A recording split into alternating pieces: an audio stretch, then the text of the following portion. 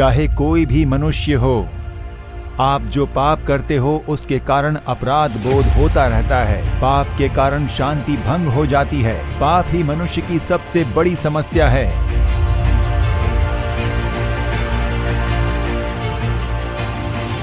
आप अगर अपने पापों को मानकर मन नहीं फिराते हो तो फिर आप कितने भी प्रायश्चित कर लो, कितने भी दान धर्म कर लीजिए, पाप की क्षमा नहीं मिलेगी। वो पाप लगातार आपका पीछा करेगा। बस खेल खेल में शराब पीने लगा था, खेल खेल में इस नशे का सेवन करने लगा था। आज जीवन बर्बाद हो गया है, अब उसे छोड़ नहीं पा रहा हूं। आपकी बीमारियों को चंगा करने के लिए 2000 साल पहले वो क्रूज पर घायल हुए। वो उनका आप पर प्रेम था।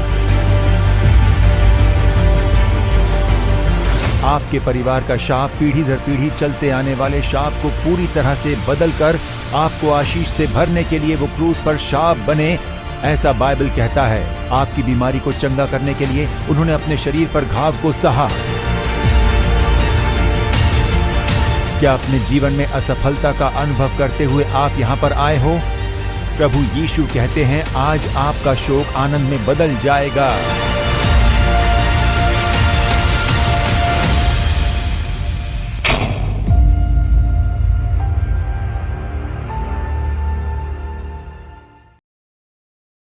मेरे प्रियजनों, परमेश्वर प्रभु यीशु मसीह के महान और सामर्थ्यशाली नाम में आप सभी का स्वागत करने में हमें बहुत ही खुशी हो रही है।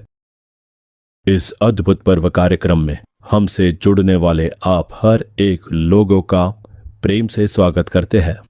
आज के दिन परमेश्वर आपके लिए सामर्थ्यशाली काम करेंगे और आपके शोक को आनंद में बदल देंगे। इसीलिए एक आशा के साथ, प्रार्थना के साथ आप परमेश्वर की उपस्थिति में राह देखिए। परमेश्वर निश्चय ही आपको आशीष देंगे। आप हर एक की आंखों से छलकने वाले उन आंसुओं को पोंछकर खुशियां देने वो विश्वास योग्य परमेश्वर है।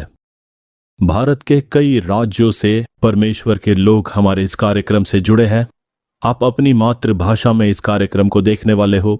आप जहां कहीं पर भी क्यों ना हो, प्रभु आपसे बातें करके आपके लिए चमत्कार करने बहुत सामर्थ्यशाली है। दुनिया भर के कई देशों में से प्रभु के कई बच्चे हमारे साथ जुड़े हैं। आपके लिए परमेश्वर की स्तुति करते हैं। आप हर एक के जीवन में परमेश्वर चमत्कार करके आपको खुशियों से भर दे। विशेष रूप से जो गैर मसीही है, ऐसे भाई और बहन, कई सारे लोग हमारे इस कार्यक्रम को देखने के लिए हमसे जुड़े हैं। कई लोग पहली बार हमारे इस कार्यक्रम से जुड़े हैं। विशेष रूप से आप लोगों का स्वागत करने में हमें खुशी हो रही है। परमेश्वर प्रभु आपसे बहुत प्रेम करते हैं। वो आपके लिए चमत्कार करना चाहते हैं। इसीलिए खुद उन्होंने आपको हमारे इस कार्यक्रम से जोड़ कर रखा है। किस कार्यक्रम के अंत में, अद्भुत पर्व के अंत में, निश्चय ही आप हर एक लोग चमत्कार पालोगे। विश्वास के साथ प्रभु यीशु मेरे लिए चमत्कार करेंगे, ऐसी एक आशा के साथ आप इंतजार करें। प्रार्थना के समय प्रभु को देखिए। निश्चय ही आपके लिए चमत्कार करके परमेश्वर आपको खुशियों से भर देंगे। हम में से कई लोग लगातार इस कार्यक्रम से जुड़े हैं। ऐसे हमारे कई सारे मित्र या फिर सगे संबंधी होंगे जो अलग अलग समस्याओं से घिरे हैं। उन लोगों को भी इस कार्यक्रम के बारे में बताइए। अभी उन्हें इसकी जानकारी दीजिए कि अद्भुत पर्व कार्यक्रम का प्रसारण हो रहा है। आप इसे देखिए, संदेश सुनिए और प्रार्थना में जुड़ जाइए। ऐसी जानकारी दीजिए। उनके लिए भी परमेश्वर चमत्कार करेंगे, क्योंकि कई सारे गवाहियों में हम लोग अक्सर यही सुना करते हैं कि हमें किसी और ने इस कार्यक्रम के बारे में बताया, मैंने इसे देखा और परमेश्वर ने मेरे लिए चमत्कार किया। ऐसे कई सारे लोग कहते हैं। तो इस कार्यक्रम के बारे में जब आप दूसरों को जानकारी देते हो तो वो आशीषित बनते हैं, उनका शोक आनंद में बदल जाता है। इसीलिए औरों को भी इस कार्यक्रम के बारे में जरूर बताइएगा। उन्हें इसे देखने के लिए उत्साहित कीजिए। परमेश्वर निश्चय ही बड़े कार्य करेंगे। आप अपनी प्रार्थना विनती हम तक पहुंचा सकते हो।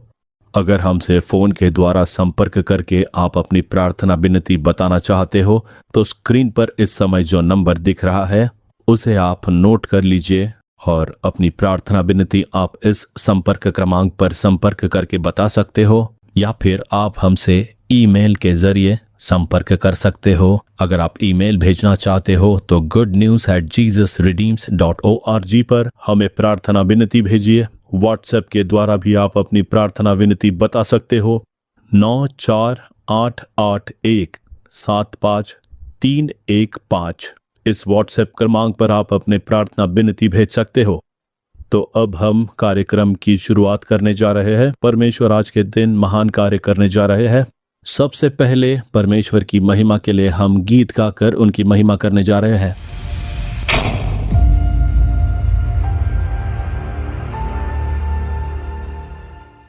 प्रभु यीशु के सामर्थ्य नाम में आप सबका स्वागत करते हैं इस फेस्टिवल में जो परमेश्वर की ओर से रखा गया है। आइए मिल करके हम प्रभु यीशु के नाम की महिमा करें, उसकी जय जयकार करें। वो विजय होने वाला परमेश्वर है, उसने मौत को हराया है और इसीलिए तो वो सच्चा और जिंदा परमेश्वर है। आइए मिल करके हमारे साथ गाएं, विजय हुआ यीशु मेरा विजय हुआ। आइए मिल करके हम इस गीत को गाएं, सब मिल के गाएंगे। विजय हुआ यीशु मेरा विजय हुआ, उसने शैतान को हराया है और वो विजय हुआ है। आइए मिल के गाएं, विजय हुआ यीशु मेरा विजय हुआ यीशु मेरा विजय हुआ। शैतान हारा हुआ, मेरा यीशु विजय हुआ। शैतान हारा हुआ, मेरा यीशु विजय हुआ। विजय हुआ यीशु मेरा विजय हुआ यीशु मेरा विजय हुआ। शैतान हारा हुआ, मेरा यीशु विजय हुआ। शैतान हारा हुआ, मेरा यीशु विजय हुआ। कलवरी क्रूस के ऊपर प्रभु यीशु ने शैतान के सिर को कुचला है। मृत्यु पर विजय होकर के उसने हमें विजयी जीवन दिया है।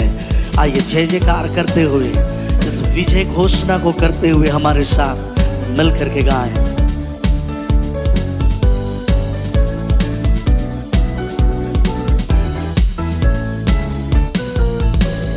यीशु ने क्रूस पर शैतान के सर को कुचल दिया, मृत्यु पर विजय होकर हमें विजयी जीवन दिया।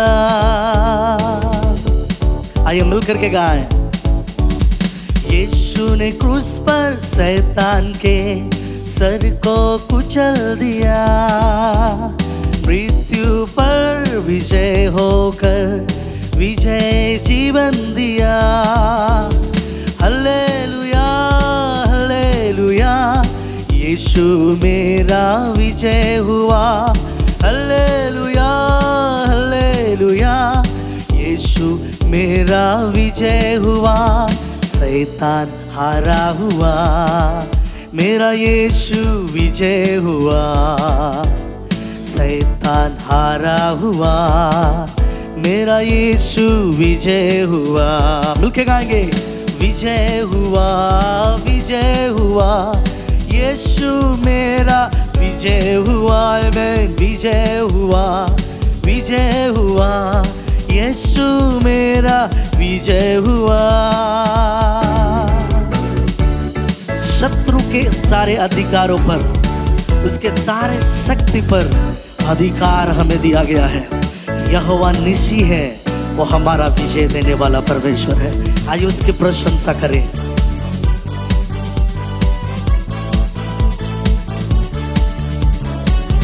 सब मिलके गाएंगे।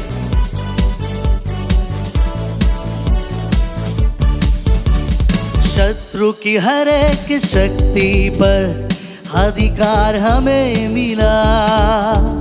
यहोवा निसी हमारा है, विजय देने वाला। ये मिलके गाएंगे। शत्रु की हर शक्ति पर अधिकार हमें मिला। यहोवा निस्सी हमारा है, विजय देने वाला। हल्लेलुया हल्लेलुया, यीशु मेरा विजय हुआ। हल्लेलुया हल्लेलुया, यीशु मेरा विजय हुआ। शैतान हारा हुआ, मेरा यीशु विजय हुआ। शैतान हारा हुआ, मेरा यीशु विजय हुआ। गाएंगे मिलके, विजय हुआ विजय हुआ, यीशु मेरा विजय हुआ। विजय हुआ विजय हुआ, यीशु मेरा विजय हुआ।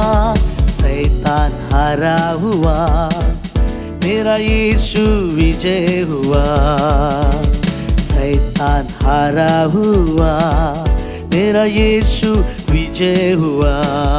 हालेलुया, हमारा यीशु विजय हुआ। और ना सिर्फ विजय हुआ है, लेकिन हमारा यीशु हमें भी विजय देने वाला है। और इसलिए हम गाएंगे, जय देने वाले प्रभु यीशु को कोटि कोटि धन्यवाद। जीवन देने वाले प्रभु यीशु को जीवन भर धन्यवाद। आइए मिलकर के हमारे साथ गाएं।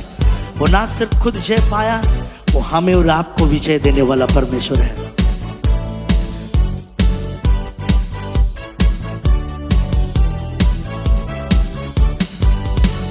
जय देने वाले प्रभु यीशु को कोटि कोटि धन्यवाद।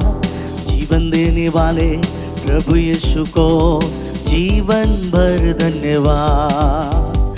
जय देने वाले प्रभु यीशु को कोटि कोटि धन्यवाद। जीवन देने वाले प्रभु यीशु को जीवन भर धन्यवाद।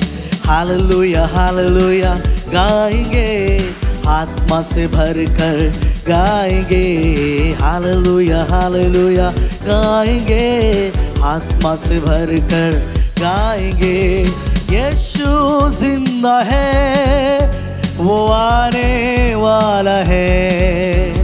यीशु जिंदा है, वो आने वाला है। चंगा करने वाले प्रभु यीशु को कोटि कोटि धन्यवाद। जीवन देने वाले प्रभु यीशु को जीवन भर धन्यवाद। हालेलुया हालेलुया गाएंगे, आत्मा से भरकर गाएंगे। हालेलुया हालेलुया गाएंगे, आत्मा से भरकर गाएंगे। यीशु जिंदा है, वो आने वाला है। यीशु जिंदा है, वो आने वाला है। हमारा यीशु आने वाला है। हालेलुया, वो जीवित है और वो आने वाला है। और इसलिए आइए हम उसकी आराधना करें, अपने हाथों को उठा करके उसकी प्रशंसा करेंगे। हम गाएंगे, जीवित यीशु की आराधना हम करें। जीवन का दाता है वो। आइए हम उसकी आराधना करें दिल की गहराई से, आत्मा और सच्चाई से। आइए हम उसकी आराधना करें, जीवित यीशु की। आइए हम आराधना करें। हालेलुया, आइए दिल की गहराई से हम उसकी आराधना करें, उसकी महिमा करें।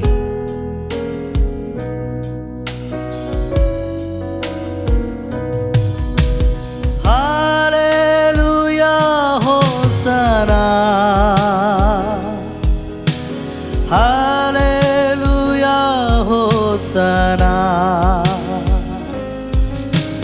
Hallelujah होसना, hallelujah होसना।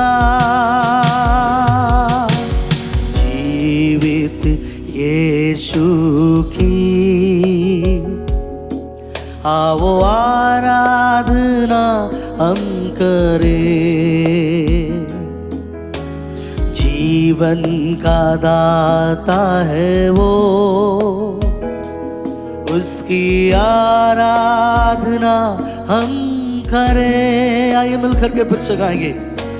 जीवित यीशु की आवो आराधना हम करें। जीवन का दाता है वो, उसकी आराधना हम करें। हाथों को उठा करके गाएंगे हमें। हालेलुया हो सना, हालेलुया हो सना, हालेलुया हो सना,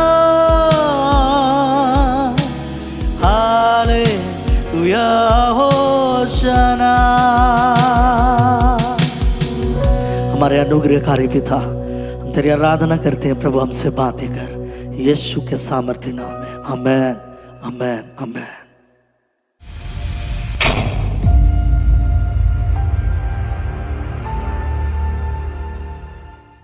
जब आप यीशु ये नाम अपने पूरे सामर्थ्य से लेते हो तो निश्चय ही आप एक चमत्कार देख पाओगे। प्यारे परमेश्वर के लोगों, आपके जीवन में चमत्कार होने के लिए प्रभु ने इस अद्भुत पर्व कार्यक्रम का आयोजन किया। हर एक महीने होने वाले इस अद्भुत पर्व कार्यक्रम के द्वारा कई सारे लोग छुटकारा और चमत्कार पाकर परमेश्वर के प्रेम को चख रहे हैं। तो आज के इस दिन परमेश्वर चमत्कार करने के लिए बहुत ही सामर्थ्यशाली है। परमेश्वर से चमत्कार को पा लेना बहुत ही आसान बात होती है और वास्तव में ही ये बहुत ही आसान है। परमेश्वर बस इतना ही चाहते हैं कि आपकी आशा क्या है और आपका विश्वास कैसा है, कौन से विचार के साथ आप प्रभु परमेश्वर को पुकार रहे हो। उसके द्वारा ही परमेश्वर आपके लिए चमत्कार करेंगे, क्योंकि वो सामर्थ्यशाली प्रभु है। आपके विश्वास को बल मिलने के लिए आज आपके सामने हम कुछ गवाहियां लेकर आने जा रहे हैं। आज आपके लिए 3 गवाहियों को हम पेश करने वाले हैं। सिर्फ वीडियो में देखा उतना ही नहीं, पर उसमें गवाही देने वाले वो यहाँ पर रूबरू आएंगे और आकर उसकी जानकारी देंगे। तो अब हम 3 गवाहियां देखने जा रहे हैं। ध्यान से देखिए, क्योंकि ऐसी गवाहियों के द्वारा ही कई लोगों के विश्वास को प्रभु बल प्रदान कर रहे हैं। परमेश्वर कई लोगों से बात करते हैं, परमेश्वर चमत्कार करते हैं। ये तीनों ही गवाहियां एक गैर मसीही परिवार से आई हुई है। यीशु मसीह पक्षपात करने वाले प्रभु नहीं, वो सिर्फ मसीहियों के प्रभु नहीं, वो पूरे ब्रह्मांड के प्रभु है, इस पूरी सृष्टि के प्रभु है। चाहे वो कोई भी क्यों ना हो, सबके परमेश्वर यीशु ही है। तो आपके लिए भी प्रभु चमत्कार करेंगे। सबसे पहले हम विलुपुरम की इस प्यारी बहन को देखेंगे। परमेश्वरी ये एक गैर मसीही परिवार से है। कई सालों से उनमें एक कमी थी। प्रभु को उन्होंने खोजा। नालू मावड़ी में हर गुरुवार को चमत्कारिक छुटकारा सभा का आयोजन होता है। हजारों हजार लोग आकर चमत्कार को पा लेते हैं और उन्होंने भी उसमें भाग लिया, अपना चमत्कार पा लिया। तो उसी गवाही को अब हम देखने जा रहे हैं। मैं हूँ परमेश्वरी, विल्लुपुरम जिला तुम्बुर गांव के पास में हम लोग रहते हैं। मेरे पति एक कारपेंटर हैं, हम एक गैर मसीही हैं। मैं बहुत ही भक्तिपूर्ण थी। हमारे घर पर एक कमरा खास करके देवताओं की तस्वीरों के लिए बनाया गया था। हर साल मरवतूर के लिए माला पहनकर जाती थी। देवताओं की प्रतिमा देखकर मैं उसके पैर छूकर ही आगे जाती थी। यीशु का नाम लेते थे, मुझे गुस्सा आ जाता था। मुझे वो बिल्कुल पसंद नहीं थे। अगर किसी ने यीशु के बारे में बात की तो मैं उनसे बात किए बगैर ही चली जाती थी। 10 साल तक मुझे बच्चा ही नहीं हुआ।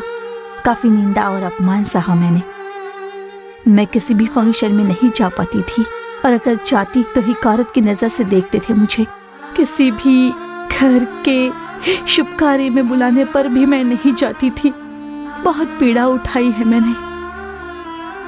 दूसरे बच्चों को देखकर मैं बहुत रोता था, ये सोचकर कि हमारा कब ऐसा बच्चा होगा। मुझे तो लगा था कि सब खत्म हो गया है, अब मुझे कोई बच्चा नहीं होगा।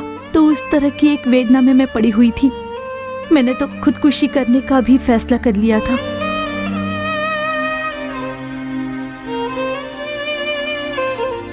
हमारा बच्चा नहीं हो रहा था, इसीलिए आषाढ़ के महीने में हमारे कुल देवता के मंदिर में जाकर पूजा करके वहाँ पर दान में कपड़े देकर फल फूल और पोंगल रख कर देख लिया।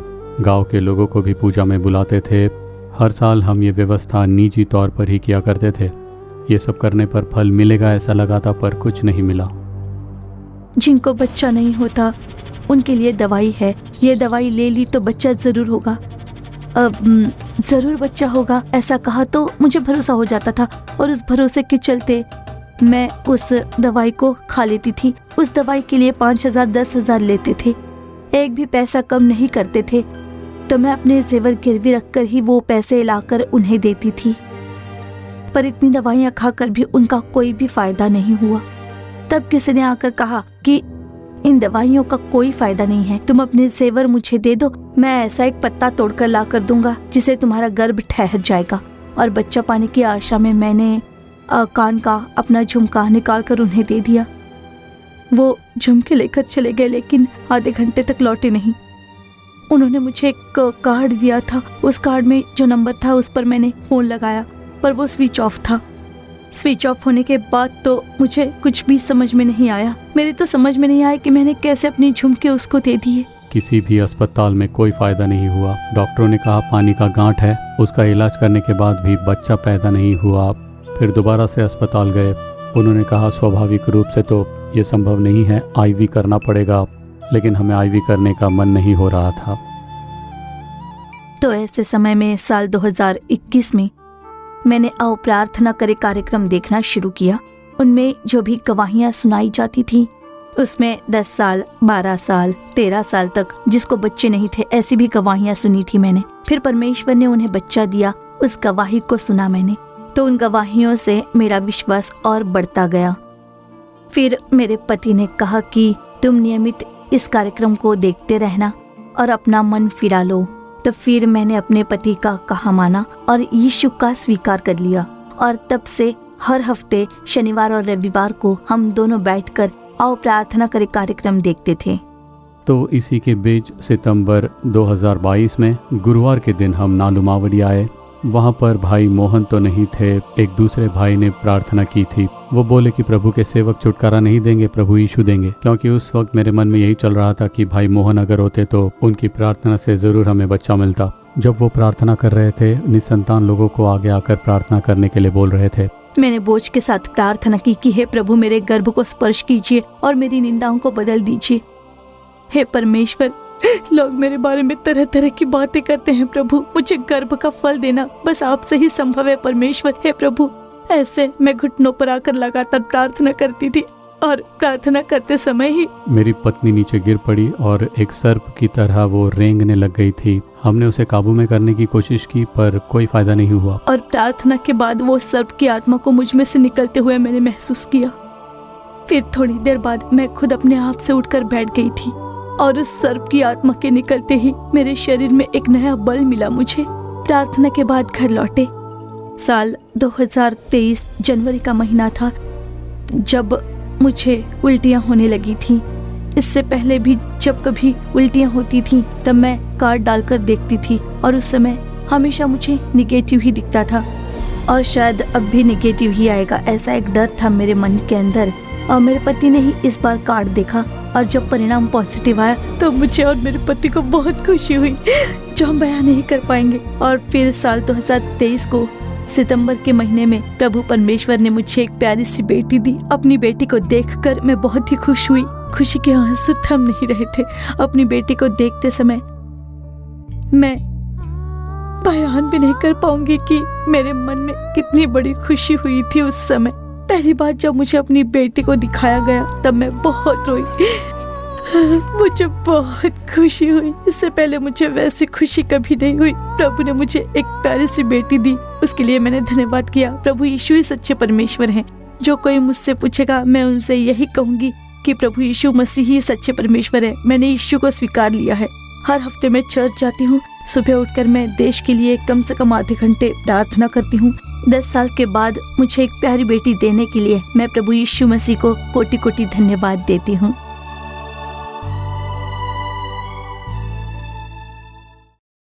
देखिए परमेश्वर कितने महान प्रभु है। वो आंसुओं के साथ ये गवाही दे रहे थे। एक समय था जब अपनी संतान के लिए वो आंसू बहाते थे और आज खुशी के आंसुओं के साथ उन्होंने ये गवाही बताई है। वही है प्रभु यीशु मसीह, दुख को खुशियों में बदलने वाले प्रभु। आज वो बहन हमारे बीच में आई है, वो हमारे बीच में आएंगी। इन्हें यीशु का नाम लेने से ही गुस्सा आ जाता था। ये एक गैर मसीही परिवार में जन्मी, पर भक्तिपूर्ण थी। वचन कहता है कि भक्तिपूर्ण लोगों को परमेश्वर अपने लिए चुनकर अलग करते हैं। इनकी भक्ति को देखकर ही प्रभु परमेश्वर ने इन्हें अलग किया, इन्हें चुना और चमत्कार किया, और अब ये हमारे बीच में गवाही के रूप में आई जय हैं। मसीह बहुत की। खुशी हुई बहन, आप लोगों से मिलकर खुशी हुई। धन्यवाद। अपना नाम क्या है? मेरा नाम परमेश्वरी है, पर बपतिस्मा के बाद परमेश्वरी। कहाँ से आ मेरा रही नाम हो? रेबेका है। अच्छा, अब रिबेका है। हाँ जी। कहाँ से आ रही हो आप? हम विल्लुपुरम से हैं। विल्लुपुरम। हाँ, अच्छा, कितने साल से बच्चा नहीं था? 10 साल से। अच्छा, 10 साल से बच्चा नहीं हाँ था। हाँ बच्चा पाने के लिए बहुत संघर्ष किया आपने। हाँ भाई। अपने जेवर तक उतार हाँ कर भाई। दे दिए। ऐसा कैसे हुआ, बताइए। मैं अपनी माँ के घर जाकर रह रही थी, उस समय मैंने ऐसा किया। किसी ने आकर कहा कि मैं जाकर पत्ते तोड़ लूंगा, निश्चय ही उससे तुम्हारा बच्चा ठहरेगा। तो उस इच्छा के चलते मेरे सोने का झुमका मैंने उन्हें उतार कर दे दिया। ताकि आपको बच्चा मिल पाए। बिल्कुल। बहुत किसी आशावान न थी किसी आप। तरह डॉक्टर्स बच्चा ने हो क्या जाए। कहा? डॉक्टर ने कहा कि सामान्य तौर से ये संभव कोई नहीं है। गुंजाइश नहीं थी। आईवी करने के लिए कह दिया था। मेरे पति ने कहा कि प्रभु यीशु जरूर हमें बच्चा देंगे, तुम आईवी वगैरह मत करना। और मैंने भी अपने पति की बात मान ली और प्रभु पर विश्वास किया था। प्रभु ने दिया। नालू मावड़ी के बारे में किसने बताया? एक प्रभु के सेवक ने इसके बारे में बताया था। अच्छा। हमारे गांव के एक सेवक उसी के दिन द्वारा। पहली बार आई थी? हाँ जी, पहली बार आई और थी। उसी दिन प्रभु ने सर्प के उस हाँ, आत्मा उस को दुष्ट निकाल आत्मा दिया। से छुटकारा दिया मुझे, और उसी महीने में कंसीव भी किया मैंने। हाँ। और सितंबर 2023 में प्रभु ने एक बेटी के साथ आशीष दिया मुझे। अब तो आप खुश हो ना? हाँ, बहुत खुश बहुत हूँ। खुश हो। God bless you. तो देखिए, वो बहुत भक्तिपूर्ण स्त्री थी, पर उनके आशीष में रुकावट डाली एक सर्प की आत्मा ने, दुष्ट शैतान ने। उस दिन जब ये आकर उस प्रार्थना में सहभागी हुई, तब प्रभु ने शैतान से छुटकारा दिया इन्हें। एक सर्प के रेंगने की तरह इन्होंने बड़ा संघर्ष किया, उस दुष्ट आत्मा से इन्होंने छुटकारा पाया, और उसी महीने गर्भ ठहरने के लिए परमेश्वर ने कृपा की। तो प्यारे प्रभु के लोगों, कई एक बार हम लोग गलत धारणाओं को जगह दे देते हैं। हम समझ नहीं पाते कि ये शैतान है और उनकी ही पूजा करते हैं, और वही हमारे आशीष के लिए फिर रुकावट बन जाती है। इसलिए वो सभी कार्य छोड़ दीजिए और सच्चे प्रभु यीशु मसीह को बुलाइए, वो आपके लिए चमत्कार करेंगे। God bless you. धन्यवाद। God bless you. अब हम दूसरी गवाही देखने जा रहे हैं। आवड़ी से आई हुई प्यारी बहन जिनका नाम है कृष्णवेणी। उनका भी जन्म एक गैर मसीही परिवार में हुआ था। 6 महीने तक एक अस्वस्थ कर देने वाले रोग से वो ग्रस्त थी। यीशु ने उनके लिए चमत्कार किया था। आइए अब उस वीडियो को देखते हैं। मेरा नाम कृष्णा वेणी है, मैं आवड़ी में रहती हूँ। मेरा एक बेटा है और मेरे पति एक प्राइवेट कंपनी में सुपरवाइजर हैं। और मुझे पीरियड्स में बहुत ही तकलीफ होती थी। मुझे 3 दिन का नॉर्मल पीरियड्स नहीं होते थे। पहले दिन के पीरियड्स में ही मुझे ओवर ब्लीडिंग हो जाती थी और बहुत लहू बहने के कारण मैं बेहोश हो जाती थी। और उसके बाद मेरे पति मुझे अस्पताल ले जाया करते थे। मिडनाइट में और अनटाइम भी ऐसा होता था हमेशा। अस्पताल ले गए तो वहाँ पर ट्रिप्स चढ़ाया जाता था, फिर इंजेक्शन देते, फिर दवाइयाँ देकर 2 दिन के बाद ही घर भेज दिया करते थे। एक समय ऐसा आया कि रोज मुझे पीरियड्स आने लग गए थे। रात के 12 बजे ही मेरे मन में डर शुरू हो जाता था और इस डर के कारण ही पीरियड्स शुरू हो जाते थे। ऐसे पीरियड्स आने के बाद मैं दवाइयाँ खा लेती थी जो अस्पताल से मुझे मिली थी। वो दवाइयाँ 6 घंटे काम करती थी और फिर से पीरियड्स शुरू हो जाते थे। ऐसा ही लगातार होने लग गया था, जो मेरे लिए एक बहुत ही बड़ी समस्या थी। अस्पताल से लौटकर फिर 1 महीने तक तो वो बिस्तर पकड़ लेती, उठकर कोई काम नहीं कर पाती, बाथरूम भी नहीं जा पाती। किसी को उसे सहारा देना होता था, उसके हाथ पकड़कर ही बाथरूम ले जाना पड़ता था। ऐसी स्थिति में मैं कहीं भी बाहर नहीं जा पाती थी। अगर कोई फंक्शन हो तो भी मेरे पति अकेले ही जाते थे, मैं नहीं जा पाती थी, क्योंकि मेरे मन में हमेशा पीरियड्स आने का डर लगा रहता था। और अगर पीरियड्स शुरू हो गए तो दूसरों की तरह मैं नॉर्मली खड़ी नहीं रह पाती थी, तुरंत बेहोशी की हालत में चली जाती थी मैं। इसलिए मेरे पति मना करते थे और लॉन्ग ट्रैवल भी मैं नहीं कर पाती थी।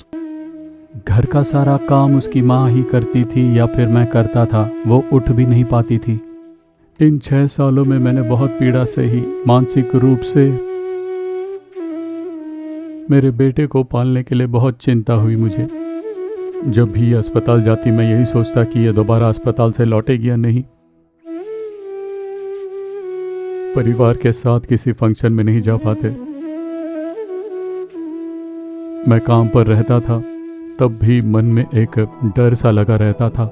उसका फ़ोन आता तो मैं बहुत डर जाता था कि क्या हुआ। फिर उसकी नॉर्मल आवाज़ सुनने के बाद ही मेरे मन में सुकून मिलता था, रिलैक्स होता, क्योंकि 10 या 15 दिन तो वो अस्पताल में ही भर्ती रहती थी और मेरे बेटे के लिए मैं एक वक्त का खाना भी नहीं पका कर खिला पाता। कई बार भूखा रह जाता था। उसकी सही तरीके से देखभाल नहीं कर पाया मैं। ये पीरियड्स की समस्या 1 महीने या 2 महीने तक नहीं रही, पर लगभग 6 साल तक मैं इस समस्या से पीड़ित थी। 6 साल मैंने बहुत पीड़ा सही। इसकी वजह से शारीरिक ही नहीं, मानसिक तौर पर भी मैं कमजोर हो गई थी। मेरे जीवन में लगभग 6 साल तक तो मैं बस दवाइयों पर ही जी रही थी। दवाइयों के बिना मैं नहीं रह पाती थी। दवाइयों के सहारे ही मेरा जीवन चल रहा था।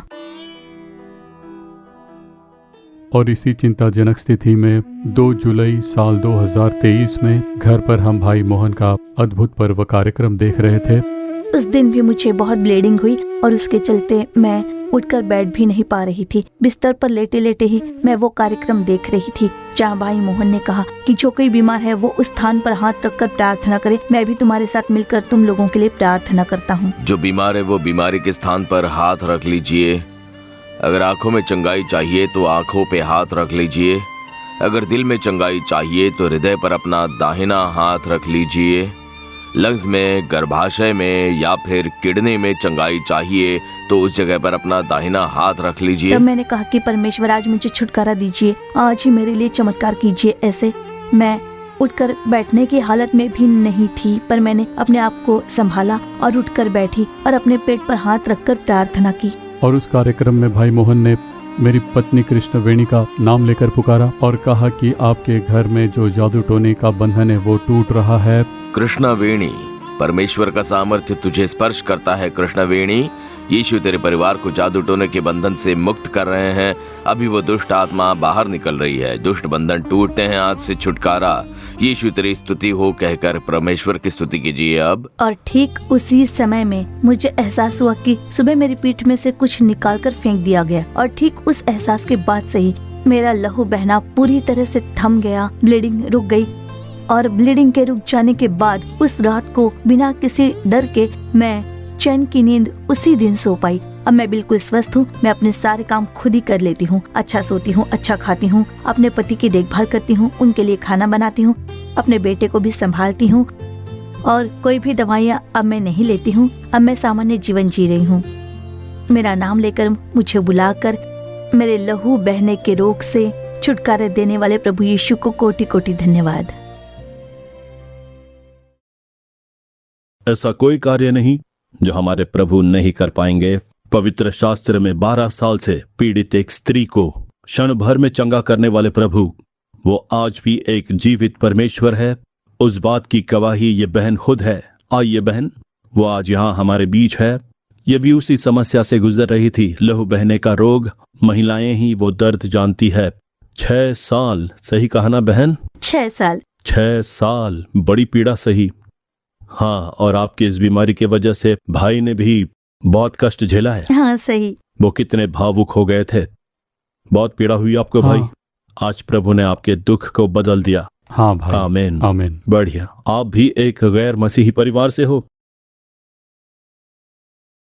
आपका नाम तो कृष्णवेणी है ना? प्रभु को जानती थी, लेकिन प्रभु को जो पसंद नहीं वैसे कई कार्य मैं करती थी। उसके बाद भाई मोहन से लाजरस के आओ प्रार्थना करे कार्यक्रम में उन्होंने पाप को लेकर जब एहसास दिलाया, तब मेरी समझ में आया कि यीशु को जानकर भी हम ऐसा कर रहे हैं। तो उसके बाद से यीशु मैं आपको पहले ही पता थे? हाँ जानती थी। ओह अच्छा, ठीक है। उसके बाद ही मैंने तो आओ प्रार्थना करें। और अद्भुत पर्व कार्यक्रम के बारे में कैसे पता चला? लॉकडाउन के समय से मैंने देखना शुरू किया था। अच्छा, लॉकडाउन के समय से आप देख रही हो। उसी दिन आपको चंगाई मिल गई? हाँ हाँ हाँ। जिस दिन उन्होंने मेरा नाम लेकर मुझे बुलाया तभी मेरे पेट में से कुछ निकलने का एहसास हुआ। दुष्ट आत्मा निकली? हाँ, और उस रात को मैं अच्छे से सो पाई। फिर कोई डर नहीं रहा और तभी से ब्लीडिंग की समस्या रुक गई। फिर मेरे मन में कभी कोई डर नहीं रहा और शांति थी। अब ठीक अब 1 साल हो गए। अब 1 साल कोई हो भी चुके समस्या हैं। नहीं है। अब कोई भी समस्या नहीं है। मैं अपना सारा काम खुद ब खुद करती हूँ। आमीन। अब मुझे किसी पर निर्भर नहीं होना पड़ता। बहुत अच्छे। आप प्रभु के लिए क्या करती हो? मैं रोज सुबह उठकर प्रार्थना करती हूँ और उसके बाद मैं देश की बेदारी के लिए प्रार्थना करती हूँ। और प्रभु ने जो भलाई की है उसे औरों को भी बताइए। हाँ, मैंने कई लोगों को इसकी गवाही दी है और उसी के द्वारा कई लोग कहने लगे कि क्या ऐसे भी प्रभु हैं क्या प्रभु यीशु ही सच्चे परमेश्वर हैं? ऐसा वो कहते हैं। जो गैर मसीह हैं वो खुद आकर मुझसे इसके बारे में पूछते हैं। तो लगातार ऐसे ही आप प्रभु की महिमा कीजिए। आमीन। हाँ। इसलिए प्रभु ने आपको एक गवाही बनाया है। God bless you. धन्यवाद। तो देखिए, वो प्रभु को महिमा देने वाली एक बहन है, इसीलिए प्रभु ने उनके जीवन में चमत्कार किया। ठीक उसी क्षण परमेश्वर ने उन्हें चंगाई दी, और आज आपके लिए भी इसी क्षण परमेश्वर चमत्कार करने वाले हैं। चमत्कार का इंतजार करें। और आखिर में हम एक और गवाही देखने वाले हैं। सेलम से सुब्रमणी नाम के भाई साहब, परमेश्वर ने उन्हें किस कार्य से बड़ा छुटकारा दिया है, उसी के बारे में हम अब देखने जा रहे हैं। आइए देखते हैं। मेरा नाम है सुब्रमणी। मैं सेलम में रहता हूँ। मेरी 2 बेटी है, 1 बेटा है। मैं दिहाड़ी मजदूरी का ही काम करता हूँ। मेरे पिताजी जब शराब पीने जाते तो मुझे अपने कंधे पर बिठा कर जाते। वो मुझे वहाँ पर कंधे से उतारते और फिर खुद शराब पीने चले जाते थे। शराब की बोतल मेरी निगरानी में होती। वो मछली लेने चले जाते और फिर देर हो जाती। उनके आने से पहले मैं थोड़ा पी लेता था और शांत बैठ जाता था। ऐसी ही शुरुआत हुई थी, फिर धीरे धीरे बढ़ने लगी और फिर 7 बोतल 8 बोतल पीने लग गया था मैं। ऐसा हाल हो चुका था। शराब नहीं पीता तो हाथ पांव कपकपाते थे, दिल की धड़कनें तेज होने लगती थी। शराब पीकर घर आता तो घर वालों को पसंद नहीं था, और शराब नहीं पिया तो मुझे अच्छा नहीं लगता। वो बहुत गाली गलौज किया करते थे, बहुत भला बुरा कहते थे। इसलिए मैं जैसे घर जाता तो हमारे बीच में झगड़े होते। नशे में उसे बहुत पीटता था और मारकर मैं बाहर चला जाता। वो हमेशा शराब में डूबे रहते थे। मुझे और मेरी बेटी को भी वो पीटते थे। शराब पीकर आए तो वो पीटते थे। मैं उनसे बहुत कहती थी कि आप मारिए मत, लेकिन फिर भी वो हमारी बात नहीं सुनते थे। सुबह बिस्तर से उठकर मुझे चाय नहीं चाहिए थी, जाकर शराब पीने का ही विचार आता और फिर मैं चल पड़ता। अगर घर पर मुझे किसी फंक्शन के लिए बुलाते तो वहां जाने से पहले मुझे शराब पीने के लिए पैसे देने पड़ते थे, तभी मैं उनके साथ जाता, नहीं तो नहीं जाता। जहाँ पर भी पैसे होते उसे उठा लेते थे। अगर मांगने से नहीं मिला तो वो पैसे छीनकर भाग जाते थे। मैं और नानी पीछे दौड़ते थे कि नाना जी पैसे दे दीजिए, अगर पैसे नहीं होंगे तो खाना कहाँ से खाएंगे, ऐसा मैं कहती थी। लेकिन मेरे नाना जी मेरी बात नहीं मानते थे। मेरी मेहनत में तो कोई कमी नहीं रखता मैं। 2-3 लोगों का काम भी अकेले ही कर लेता था, पर उतना ही शराब भी पीता।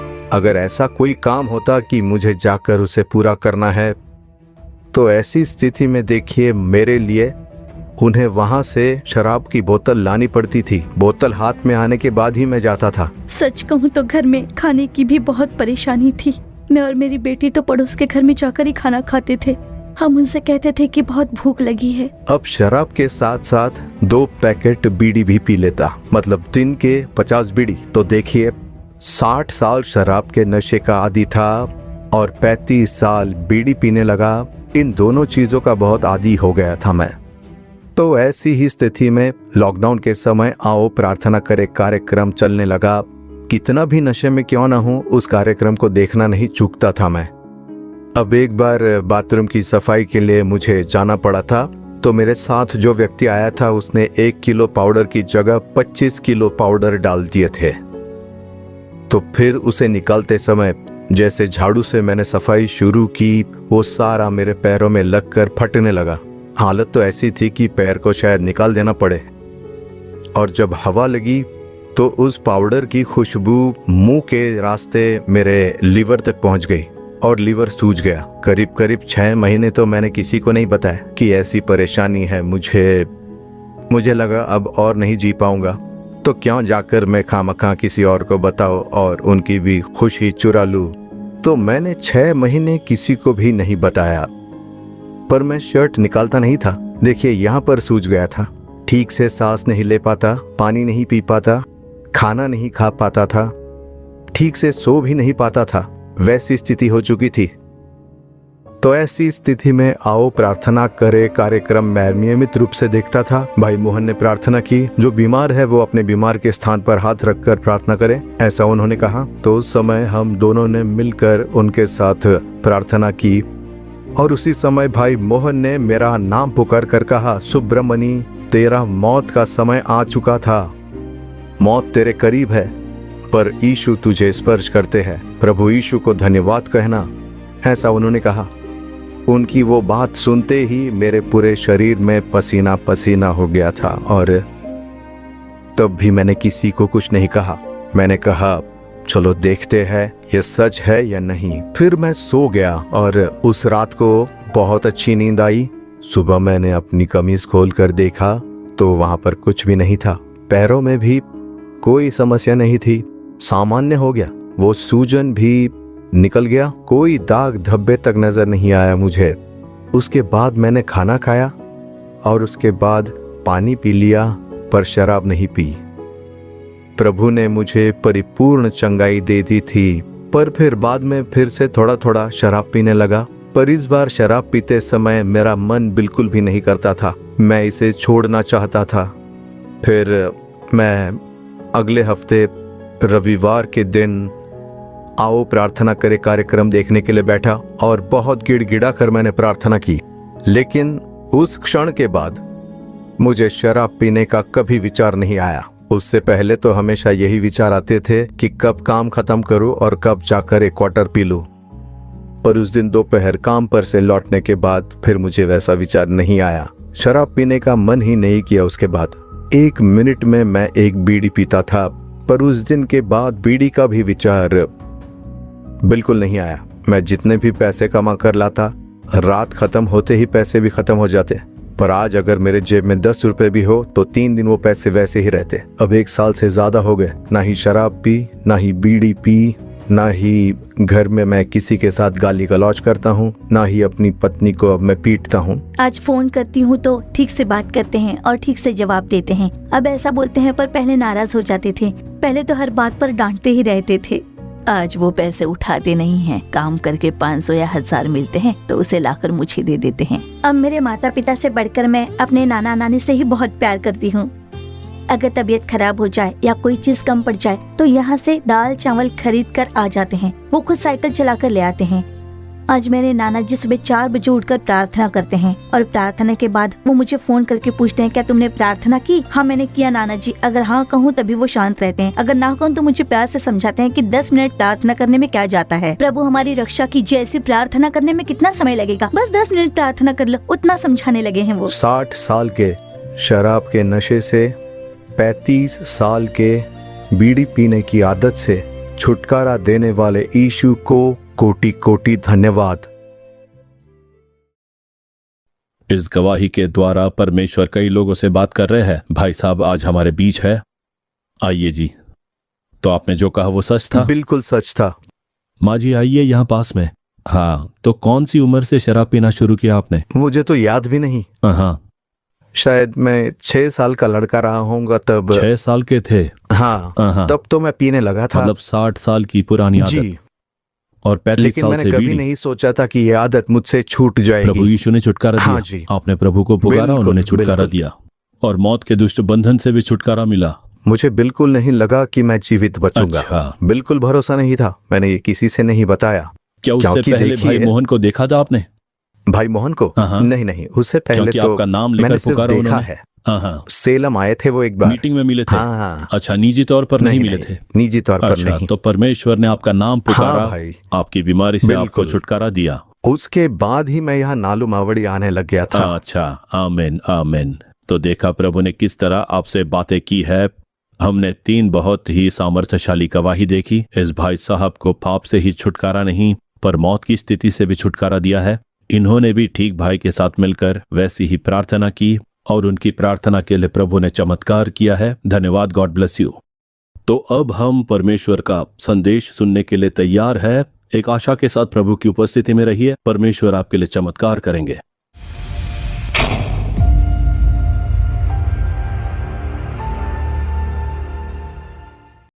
परमेश्वर और उद्धारकर्ता प्रभु यीशु मसीह के महान नाम में आप सभी को दिल की गहराई से मेरा प्रेम भरा अभिवादन। और आज इस अद्भुत पर्व कार्यक्रम में आप सभी लोगों से मिलकर मुझे बहुत ही खुशी हो रही है। हमने बहुत ही बढ़िया 3 गवाहियों को इस समय सुना है और यहाँ पर वो रूबरू भी आए थे। प्रभु ने उनकी सहायता की है।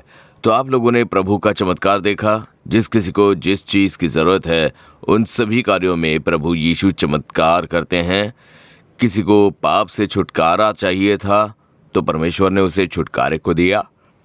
किसी को गर्भ के आशीष की जरूरत थी, उसके विरोध में काम कर रहे दुष्ट शैतान की क्रियाओं को नाश करके प्रभु ने आशीष दिया। एक बहन को रक्तस्राव से बहुत ही पीड़ा हो रही थी, परमेश्वर ने उस वेदना को बदलकर चमत्कारिक चंगाई प्रदान की।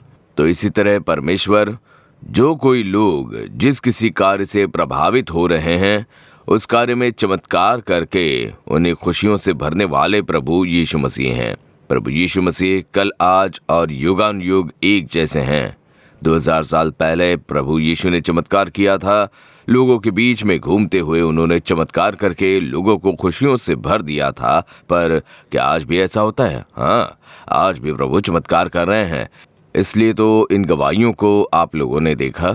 तो आज ये प्रभु यीशु कहाँ पर हैं? बिल्कुल आपके पास, आपके घरों में, जहाँ कहीं पर आप बैठकर इस कार्यक्रम को देख रहे हो सकता है आप टीवी के आगे बैठे हो या सेलफोन के आगे बैठे हो।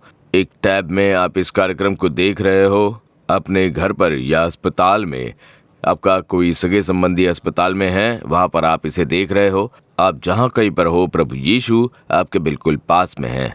जानते हो क्यों? क्योंकि वो आपसे प्रेम करते हैं। आपसे वो बहुत ही प्रेम करते हैं। आपकी वेदना को समझने वाले एक परमेश्वर हैं। आज आपके लिए चमत्कार करने के लिए ही आज इस अद्भुत पर्व कार्यक्रम को देखने के लिए आपको बुलाया है। इसीलिए आज आपके लिए वो चमत्कार करेंगे। प्रार्थना करने से पहले कुछ समय के लिए प्रभु यीशु किस तरह के हैं, उनके बारे में पवित्र वचनों के आधार से मैं आपको कुछ बताने वाला हूं। इस पवित्र शास्त्र में प्रभु यीशु के बारे में सारी जानकारियां दी गई हैं। अगर आप कह रहे हो कि ये तो बहुत बड़ी किताब है, तो संसार की सृष्टि से पहले सारे इतिहास के बारे में इस पवित्र शास्त्र में लिखा गया है। आज क्या हो रहा है और आगे क्या होने जा रहा है, उसके बारे में आप इस पवित्र शास्त्र में पढ़ सकते हो। महामारी के बारे में लिखा गया है, जो युद्ध छिड़ा है उसके बारे में लिखा हुआ है, लोगों के बीच में जो हिंसा हो रही है उसके बारे में लिखा है, प्राकृतिक आपदाओं के बारे में, जो कुछ आज हो रहा है उसके बारे में इसमें लिखा गया है। मुख्य रूप से जब परमेश्वर इंसान का रूप लेकर पृथ्वी पर आए और यीशु नाम पाकर लोगों के बीच में लगातार भलाई कर रहे थे, उस प्रभु के बारे में और उनके उपदेश और जो चमत्कार किए, उनका मरकर जी उठना, जो इसके पिछले भाग में नया नियम नाम के भाग में लिखा गया है। तो ये पिछला भाग बहुत ही छोटा है। अगर आप इसे पढ़ लोगे तो यीशु के बारे में जान पाओगे। जैसे जैसे आप प्रभु यीशु के बारे में जान लेते हो, तो उन लोगों से आप चमत्कार पा सकते हो। हमारी सृष्टि करने वाले परमेश्वर कैसे हैं उसके बारे में जान लेना होगा। वो किस तरह के हैं उसके बारे में जान जाओगे, तभी आप चमत्कार पा सकते हो। तो आज एक कार्य को आपको बताकर फिर मैं प्रार्थना करने वाला हूँ। पवित्र लूका रचित सुसमाचार 19वां अध्याय पहला 3 वचन आप पढ़ोगे तो यीशु जब यरीहो नगर से होकर गुजर रहा था, तब उस नगर में जक्कई नाम का एक धनी मनुष्य रहता था। बहुत ही अमीर थे वो, उनके पास बहुत पैसे थे, अच्छा ओहदा था, वो वहाँ के टैक्स कलेक्टर थे। उतना ऊंचा ओहदा था वहाँ पर उनका। तो अच्छा ओहदा, पैसे और सहूलियतें थी, पर चैन नहीं था, शांति नहीं थी। उनके मन में हमेशा ये सवाल रहता था कि कौन मुझे शांति और छुटकारा प्रदान करेगा। जब उन्होंने प्रभु यीशु के बारे में सुना तो लूका अध्याय 9 में वचन 3 को जब हम लोग पढ़ते हैं तो उसे देखना था कि यीशु कौन सा है। सभी लोग यीशु यीशु कहकर पुकार रहे हैं। यीशु ने चंगाई दी, छुटकारा दिया, भलाई की, ऐसा लोग कह रहे हैं, पर मुझे उनसे मिलना है। इतना जो लोग पुकार रहे हैं, उस यीशु को मुझे देखना है कि वो कैसे हैं, वो कैसे दिखते हैं, उन्हें देखना है मुझे। ऐसी उनमें एक इच्छा जागी। वो यीशु को देखने के लिए दौड़ पड़े। यीशु ने उनसे बात की और कहा कि मैं तुम्हारे घर आने वाला हूँ। और खुद को प्रकट करने का जो किस्सा है वो यहाँ पवित्र शास्त्र में है। तो यीशु किस तरह के हैं, इसी के बारे में कई हफ्तों तक हम लोग लगातार ध्यान कर रहे हैं। वो प्यारे प्रभु हैं, सामर्थ्यशाली हैं, हमारे पिता समान हैं। वो हमें छुटकारा देते हैं, चमत्कार करते हैं। वो आश्चर्यजनक प्रभु हैं। इस तरह उनके एक एक कार्य के बारे में हम लोग लगातार देख रहे हैं। तो आज भी इसी यीशु के विषय में एक बात को हम पवित्र शास्त्र में से ध्यान करने वाले हैं। 2 कुरिन्थियों 1:3 इस पवित्र शास्त्र में 2 कुरिन्थियों 1:3 में इस यीशु के बारे में एक बात लिखी गई है कि वो शांति का परमेश्वर है। वो शांति प्रदान करने वाले परमेश्वर हैं, गॉड ऑफ कंफर्ट, ऐसा उनके बारे में कहा गया है। वो शांति प्रदान करके आशीष देने वाले परमेश्वर हैं। किसे शांति की जरूरत है? प्रभावित हुए मन को, टूटे हुए एक दिल को, जिनका हृदय पूरी तरह प्रभावित है, उन्हीं के मन को दिलासे की जरूरत होती है। आज जिन लोगों ने गवाही दी, उनमें से एक व्यक्ति बीमारी के कारण बहुत ही कष्ट झेल रहे थे। डॉक्टरों ने भी हाथ ऊपर कर लिए थे। उनके मन में भी एक दिलासे की जरूरत थी कि कोई आकर कह दे कि तुम ठीक हो जाओगे, हम इतने सालों से निसंतान हैं। क्या कोई आकर ये नहीं कहेगा कि आपको बच्चा जरूर होगा, प्रभु आपको आशीष देंगे? ऐसे दिलासे की जरूरत थी उन्हें। वैसे ही आप लोग भी आज हो सकते हो। आपके मन को एक दिलासे की जरूरत हो सकती है। आपका हृदय किसी कारण से बुरी तरह प्रभावित है। एक प्रभावित हृदय के साथ आप लोग यहाँ पर बैठे हुए हो। मन में एक वेदना है। हो सकता है आपकी तबीयत बिल्कुल ठीक है, पर आपका हृदय जो कोई भी नहीं देख सकता, वो आपका हृदय बुरी तरह घायल हो, उसमें वेदना भरी हो। लोगों के शब्दों से आप घायल हो चुके हो। आपका मजाक उड़ाने के कारण आप उदास हो। दूसरे लोग आप पर उंगली उठाकर बात करते हैं कि मेरा जीवन तो ऐसा ही रह गया। ऐसे आप अपने मन में एक निराशा के साथ रह रहे होंगे। तो आज प्रभु यीशु कहते हैं, मैं तुझे दिलासा देने वाला परमेश्वर हूँ, तुम्हें दिलासा देकर आशीष देने वाला परमेश्वर हूँ। ऐसे यीशु आपके सामने आज प्रकट हो रहे हैं। यीशु दिलासा देने वाले प्रभु हैं। पवित्र शास्त्र में प्रभु यीशु जब इस संसार में थे, तब कई लोगों को उन्होंने दिलासा दिया। प्रभावित हुए लोगों को दिलासा देकर उनके लिए चमत्कार करके उन्हें खुशी से भरा। तो उनमें से 3 बातों को मैं आज के दिन में आपको याद दिलाना चाहता हूँ। ये सभी सच में हुए किस्से हैं जो पवित्र शास्त्र में दर्ज किए गए हैं, और उनमें से 3 किस्सों के बारे में मैं आपको बताने जा रहा हूँ, और फिर उसके बाद हम प्रार्थना करेंगे। आप इन वचनों पर ध्यान केंद्रित कीजिए तो आप जान पाओगे कि प्रभु आपके बारे में ही बोल रहे हैं। आप इस समय बैठकर हमारे इस कार्यक्रम को देख रहे हो ना, तो प्रभु आज आपके बारे में ही बोल रहे हैं। सबसे पहली एक बात है जो पवित्र शास्त्र में लिखी गई है, वो है पवित्र लूका रचित सुसमाचार अध्याय 7 वचन क्रमांक 37 और 38 में एक बात दर्ज की गई है। यीशु को किसी ने अपने घर पर दावत के लिए न्योता दिया था, इसलिए वो वहां अपने शिष्यों के साथ गए थे और वहां पर भोजन के लिए बैठे हुए थे। तब उस नगर की एक स्त्री, जिसके बारे में वचन में ये कहा गया है कि वो एक पापिनी स्त्री थी, पाप में जीने वाली एक स्त्री, उस नगर की एक स्त्री जिसे पता चला कि प्रभु यीशु यहाँ पर आए हुए हैं, उस बात को जानकर वो प्रभु यीशु को ढूंढ कर आती है। एक घायल हृदय के साथ वो वहां पर आती है। तो देखिए वचन में यहाँ आगे क्या लिखा हुआ है। वो उसके पांव के पास पीछे खड़ी होकर रोती हुई यीशु के पांव को आंसुओं से भिगोने और अपने सिर के बालों से पोंछने लगी और उसके पांव बार बार चूमकर उन पर इत्र मला। वो महिला यीशु के पांव पर आकर गिर गई थी। उसकी आंखों से आंसू बह रहे थे। यीशु के पैर को वो भिगो रहे थे तो उनके पैर पड़कर एक स्त्री रो रही थी, आंसू बहा रही थी, क्योंकि उसका हृदय घायल था। उसके मन में एक बहुत बड़ी वेदना थी, इसीलिए उसे दिलासे की जरूरत थी और वो यीशु को ढूंढ कर आई थी। उसके मन में क्या दुख था, क्या दुष्प्रभाव था, उसे किस दिलासे की जरूरत थी। पाप से उत्पन्न वाला घायल उसके जीवन में नजर आ रहा था। तो पाप एक मनुष्य के मन को घायल कर देता है। पाप से एक चोट उत्पन्न हुई थी। उसे कोई बीमारी नहीं थी, ना ही वो दुष्ट आत्मा से ग्रस्त थी। उसे पैसों की कोई समस्या नहीं थी। वचन कहता है कि वो एक पापिनी स्त्री थी, पाप ही उसकी समस्या थी। अब देखिए वो एक युवा स्त्री होगी, अपनी आंखों की अभिलाषा, मन की अभिलाषा से अपनी मनमर्जी जीवन जिएंगे तो खुश रह पाएंगे, ऐसा सोचा होगा जैसे आज कई लोग सोचते हैं। कई युवा लड़के लड़कियां यही सोचते हैं। उनके मनमर्जी जीने के लिए छोड़ दिया जाए तो वो बहुत खुश रहते हैं। और अगर माता पिता अनुशासन करें तो उन्हें माँ भी पसंद नहीं और पिता भी पसंद नहीं होते हैं। तो ये जो स्त्री थी उसने भी मनमर्जी जीवन जिया होगा, अपनी आंखों की अभिलाषा के अनुसार उसके पसंदीदा पाप में जी रही होगी। कौन सा पाप मुझे खुशी प्रदान कर सकता है, मुझे संतुष्टि दे सकता है, आनंद दे सकता है, उसे चुना होगा। उसी पाप से आज वो दुष्प्रभाव में पड़ चुकी थी।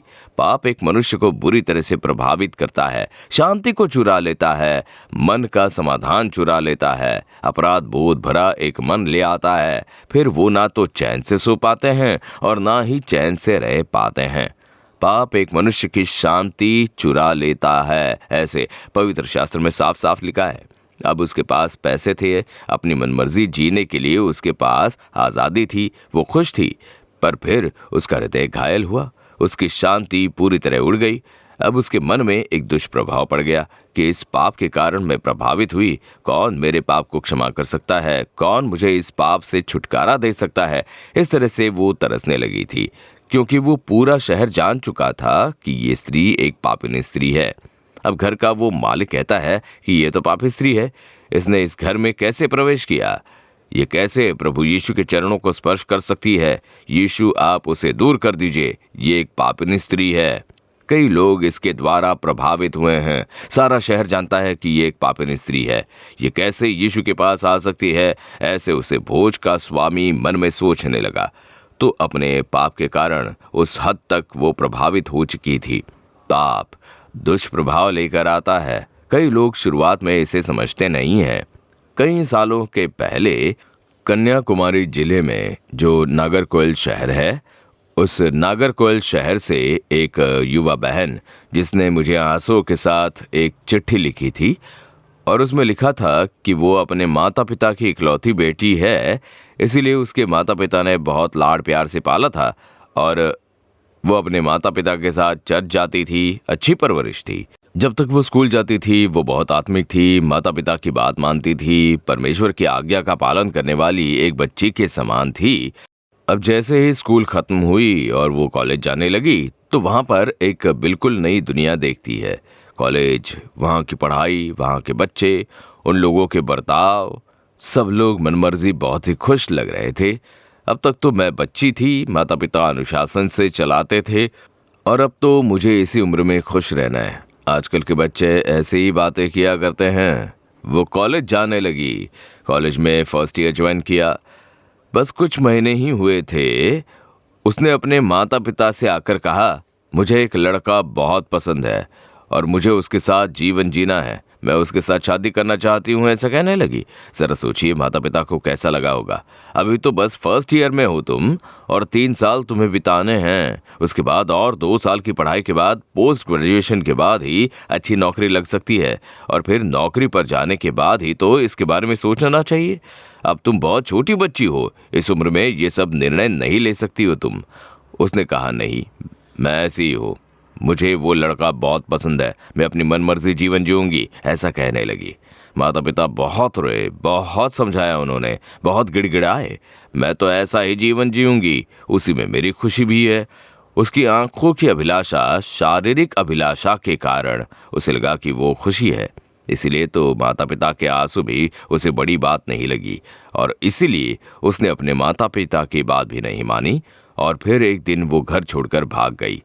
उस लड़के के साथ चली गई। मुझे माता पिता कोई नहीं चाहिए। कुछ जेवर लिए उसने, अपनी इकलौती बेटी के लिए माता पिता ने जोड़ कर रखे थे, उसे लेकर वो घर से निकल गई। उस लड़के के साथ जीवन बिताने लगी थी। वो जाकर उसने शादी कर ली और उस लड़के के साथ रहने लगी। माँ बाप का क्या हाल हुआ होगा, मन टूट गया होगा उनका, बहुत रोए, बहुत आंसू बहाए कि बेटी ने देखिए ऐसा शर्मिंदा कर दिया है हमें। फिर कुछ दिन बीते, माता पिता उससे बहुत प्यार करते थे, इकलौती बेटी थी, भले ही बेटी ने गलती कर दी हो पर हम उसका साथ नहीं छोड़ेंगे सोचकर वो लोग अपनी बेटी से जाकर मिले। तुम जो कहोगे हमें मंजूर है, ऐसा कहकर वो लोग उसके पास गए। अब उस लड़के ने देखिए क्या कहा कि अगर मैं विदेश जाकर पैसे कमाऊं तो काफ़ी कमा पाऊंगा और मुझे वहाँ पर एक बहुत अच्छी नौकरी मिलेगी। उसके लिए थोड़े पैसे चाहिए होंगे, क्यों ना तुम्हारे माता पिता से मदद ले ले। इस तरह जाकर उसने अपने माता पिता से कहा और उस माता पिता ने अपनी बेटी के लिए जो पैसे जोड़ कर रखे थे उसमें से उसे पैसे दिए। पैसों का सारा इंतजाम करके अपनी बेटी को पैसे दिए।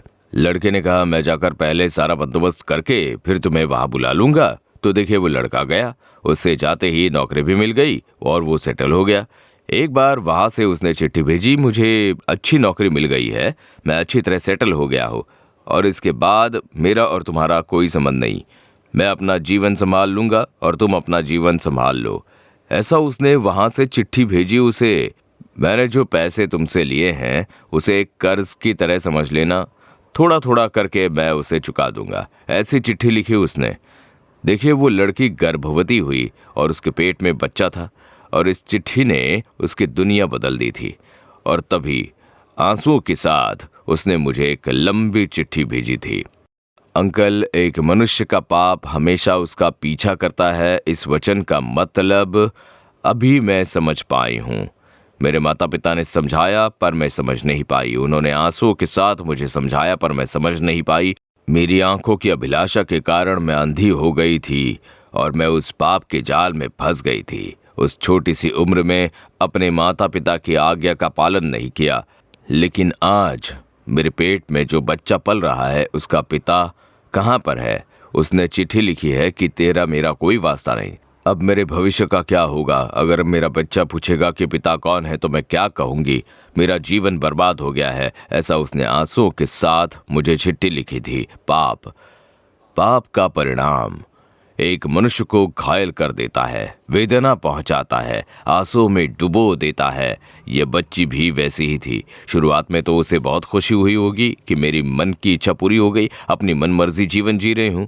लेकिन उस पाप ने उसका पूरा जीवन पूरी तरह प्रभावित किया। उसकी शांति बर्बाद हो चुकी थी। अब उसका मन घायल हो चुका था। ये सोचकर कि कौन मुझे क्षमा कर पाएगा, सभी लोग मुझे पापी कहकर पुकारते हैं। मेरे गांव के सभी लोग, गलियों में रहने वाले लोग, वो सभी मेरे जीवन के बारे में जान चुके हैं। तू पापी है ऐसा कहकर मुझे दूर करते हैं। वो अपराध बोध लेकर आते हैं। वो उसका हृदय बहुत घायल हुआ है और वो वेदना में डूबी है। उस वेदना में आकर वो रो रही थी, आंसू बहा रही थी। तब देखिए वो स्त्री आती है। उसने यीशु से कोई बात नहीं की, अपना मुंह खोलकर उसने कुछ नहीं कहा। उसका मन टूट चुका था। अपने पाप को मानकर आंसू बहाकर रो रही थी वो। परमेश्वर चेहरे को देखने वाले प्रभु नहीं, वो हृदय को देखने वाले प्रभु है। उसके टूटे हृदय को प्रभु यीशु ने देखा। उसके मन में पाप का एहसास था, उसके मन में पश्चाताप था, उसका मन बुरी तरह घायल हो चुका था। उसे दिलासे भरे शब्द की जरूरत थी। इसलिए देखिए यीशु क्या कहते हैं। वचन क्रमांक 48 में प्रभु यीशु कहते हैं कि बेटी तेरे पाप क्षमा हुए। और वचन क्रमांक 50 में यीशु कहते हैं कि तू कुशल से जा। प्रभु ने जो दो बातें उससे कहीं कि तेरे पाप क्षमा हुए और तू कुशल से जा, और इसी बात की प्रतीक्षा कर रहा था उसका मन कि कौन मेरे पाप को क्षमा करेगा। ये पाप मेरे मन को बोझिल कर रहा है। इस पाप के कारण मैं अपनी शांति खो दी है। क्या मैं अब चैन से जी भी पाऊंगी? सभी लोग मुझ पर दोष लगा रहे हैं। ऐसा कोई नहीं जो दिलासे भरे शब्द कहे मुझसे। ऐसे तरसते हुए वो प्रभु यीशु के चरणों पर आई। यीशु ने उसके टूटे हृदय को देखा और दिलासा भरा शब्द कहते हैं, बेटी तेरे पाप क्षमा हुए। क्योंकि तूने पश्चाताप किया, पाप के एहसास के साथ तूने पश्चाताप किया, इसीलिए तेरे पाप क्षमा हुए। तू कुशल से जा। अब देखिए उसने सोचा होगा कि कोई भी आकर मुझसे कुछ भी क्यों ना कह ले, मुझे कोई फर्क नहीं पड़ता। यीशु ने मेरे पाप को क्षमा कर दिया है, मुझे शांति प्रदान की है और खुशी के साथ वो वहां से लौटी। आज यीशु आपको देख रहे हैं, टूटे हृदय के साथ, घायल हृदय के साथ। पाप के कारण आपने अपनी शांति खो दी है ना, आपको प्रभु देख रहे हैं। हे युवा भाई, प्रभु आपको ही देख रहे हैं। युवा बहन, प्रभु आपको ही देख रहे हैं। मैंने किसी की बात नहीं मानी, मैंने मनमर्जी जीवन जिया, गलत रास्ते पर गए, माता पिता को दुख दिया, वो मेरे कारण रोए, उनका अपमान करके गई थी। मुझे मेरी इच्छा पूरी करनी थी, पर आज मैं वेदना में पड़ी हूँ। क्या मेरे पाप क्षमा होंगे? क्या मुझे दिलासा मिलेगा? मेरा हृदय पूरी तरह टूट चुका है। ऐसी वेदना में हो ना आज। आपको देखकर प्रभु यीशु कहते हैं, मेरे बेटे, मेरी बेटी, तेरे पाप क्षमा हुए हैं, तू कुशल से जा। और वही आशीष आप लोगों को प्रदान करने के लिए यीशु आपसे बात कर रहे हैं। एक बार 2 महिलाएं मिलकर एक भाई को मुझसे मिलने के लिए लेकर आए। उस भाई की शादी हो चुकी थी और उसके बच्चे थे, पर बहुत शराब पीते थे। वो शराब पी पी कर देखिए अपनी पत्नी, अपने बच्चों की देखभाल नहीं करते। उनकी वो बहनें हमेशा अपने भाई का भला सोचती थीं। उन्होंने उसके लिए दुकान भी खोल कर दिया, पर भाई साहब ने सब कुछ बर्बाद कर दिया और कभी भी घर पर वो कोई आमदनी लेकर नहीं आए। तो कई बार उनके जीवन में ऐसा ही हुआ। अब उनकी बहनें भी काफी दुखी हो चुकी थी और अपने भाई को जबरदस्ती करके वो मेरे पास प्रार्थना के लिए लेकर आई थी, क्योंकि वो कहीं नहीं जाते थे। उन्हें वहां पर लाया गया और मुझसे कहा कि इन्हें सलाह दीजिए, ये मेरे भाई साहब बहुत शराब पीते हैं, अपनी पत्नी की देखभाल नहीं करते, ना ही बच्चों की देखभाल करते हैं। इसकी वजह से सभी लोग काफी दुखी हैं। वो दोनों बहनें मिलकर लगातार उनकी शिकायत करती जा रही थी कि ये ऐसा करते हैं, वैसा करते हैं, बहुत अन्याय करते हैं, किसी की भी बात नहीं मानते हैं, ऐसा कहा उन्होंने। और उनके भाई साहब बहुत ही सहमे हुए बैठे थे। दोनों बहनें शिकायत करती जा रही थी। जब तक बहनें शिकायत कर रही थीं, वो बहुत शांत बैठे थे। अब बहनें शांत हो चुकी थी। अब मुझे उनको कुछ कहना था। मुझे देखते ही वो भाई साहब शायद यही सोच रहे होंगे कि अब ये कितना डांटेंगे पता नहीं। दोनों बहनों ने तो बहुत डांटा मुझे कि ये बड़ा शराबी है, अपने बीवी बच्चों की देखभाल नहीं करता है। इतनी शिकायत करके मुझे बहुत डांटा। अब ये प्रचारक कितना डांटेंगे पता नहीं, ऐसा मुझे देख रहे थे। जब वो बहनें बोल रही थी, मैं अपने मन में प्रार्थना कर रहा था कि प्रभु मैं इन्हें क्या सलाह दूं, कृपया आप ही बताइए। प्रभु ने कहा कि तुम कुछ मत कहना, बस एक बात समझाना उन्हें। मैंने कहा ठीक है प्रभु, आप जो कहोगे वही मैं इन्हें बता दूंगा। मैंने उनके कंधे पर हाथ रखा तो वो बहुत ही डर डर कर मुझे देखने लगे। मैंने उनसे कहा कि भाई, यीशु आपके बारे में एक बात बोल रहे हैं। इस बात को सुनते ही वो और भी डर गए और सहमे हुए सुनने लगे। उन्होंने सोचा होगा कि शायद यीशु ने कहा होगा कि मैं पापी हूँ, अधर्मी हूँ, शाप दिया होगा। पर देखिए यीशु ने क्या कहा कि इससे कहो कि मैं तुमसे प्रेम करता हूँ। यही प्रभु ने मुझसे कहने को कहा। मैंने उन्हें देखकर कहा कि यीशु आपसे प्रेम करते हैं और यही वो आपको बताने के लिए बोल रहे हैं। अब यीशु यहाँ पर है, वो कह रहे हैं कि वो आपसे बहुत प्रेम करते हैं, और बस इतनी ही बात कही मैंने उनसे। और देखिए ये सुनते ही छोटे बच्चों की तरह वो रोने लग गए थे। क्या यीशु मुझसे प्रेम करते हैं? मैं तो कितना बड़ा पापी हूँ, मैं कितना बड़ा अधर्मी हूँ। मैंने ना अपनी पत्नी से प्रेम किया, न बच्चों से प्रेम किया, सिर्फ शराब पीकर सब कुछ नाश कर दिया, बहुत वेदना पहुंचाई। क्या प्रभु यीशु मुझसे प्रेम करते हैं? मुझसे प्रेम करते हैं? हाँ प्रभु आपसे प्रेम करते हैं। और उस एक शब्द में उनका हृदय तोड़ दिया, उनके घाव को बांध दिया और उन्हें यीशु की ओर मोड़ा। उनका पूरा जीवन बदल गया था। वो दिलासा देने वाले प्रभु हैं, वो दिलासा देने वाले प्रभु हैं। उनका मन घायल हो चुका था। बाहर से वो दिखता नहीं होगा, लेकिन अंदर से उनका घायल हृदय उन्हें कचोट रहा था कि मैं ये शराब छोड़ नहीं पा रहा, क्या प्रभु मुझसे प्रेम करेंगे? ये बात उन्हें तड़पा रही थी। और अभी यीशु कहते हैं मैं तुमसे प्रेम करता हूँ। तुम्हें पापी मानकर परिवार तुम्हें दूर कर सकता है। तुम शराबी हो, अधर्मी हो, ऐसा पूरी दुनिया कह सकती है, आपको दूर कर सकती है। पर यीशु कहता है कि मैं तुमसे प्रेम करता हूँ बेटे, मैं आज भी तुमसे प्रेम करता हूँ। I love you. वो प्रेम आपको बदल देगा, पाप से आपको छुटकारा देगा, पाप की क्षमा की शांति आपके मन में भर देगा। जिस तरह परमेश्वर ने उस बेटी के घाव को बांधा, बेटी तेरे पाप क्षमा हुए हैं, अब कुशल से जा। तो आज वही यीशु आपको देखकर कहते हैं मेरे बेटे, मेरी बेटी, तेरे पाप को क्षमा करने के लिए मैं बिल्कुल तैयार हूँ। तुझे शांति प्रदान करने के लिए मैं तैयार हूँ। तुझे पापी कहकर मैं दूर नहीं धकेलूंगा। मैं जानता हूँ कि तेरा हृदय घायल हो चुका है, तू ना पाप छोड़ पा रहा है, ना ही शांति मिल रही है तुझे। मैंने तुझे तड़पता हुआ देखा है। मैं तुझे क्षमा करके तेरे पापों से तुझे छुटकारा दे रहा हूँ, ऐसा परमेश्वर आपसे कह रहे हैं। वो दिलासा देने वाले प्रभु हैं। घायल हृदय के साथ आई, बुरी तरह प्रभावित एक बेटी को दिलासा देकर आशीष दिया। अब देखिए दूसरी बात है, पवित्र मरकुस रचित सुसमाचार में अध्याय क्रमांक 1, पवित्र शास्त्र में मरकुस रचित सुसमाचार अध्याय 1 वचन 40 से 42 तक जब पढ़ते हैं तो वहां पर दर्ज है, जहां यीशु को ढूंढकर एक मनुष्य आता है जो कोढ़ के रोग से ग्रस्त है। कुष्ठ रोग कहते हैं ना हम, लेप्रोसी। उस बीमारी से प्रभावित एक मनुष्य है। उसका शरीर घायल हो चुका है, उसी वजह से हृदय भी घायल है। अब किस कारण से देखिए, उसका मन बुरी तरह से प्रभावित हुआ था, उसके शरीर के दुष्प्रभाव के कारण। और ये चोट बीमारी के कारण उत्पन्न होती है।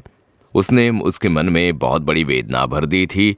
जब कोढ़ का रोग एक मनुष्य को प्रभावित करता है तब उसकी उंगलियां गल जाती हैं।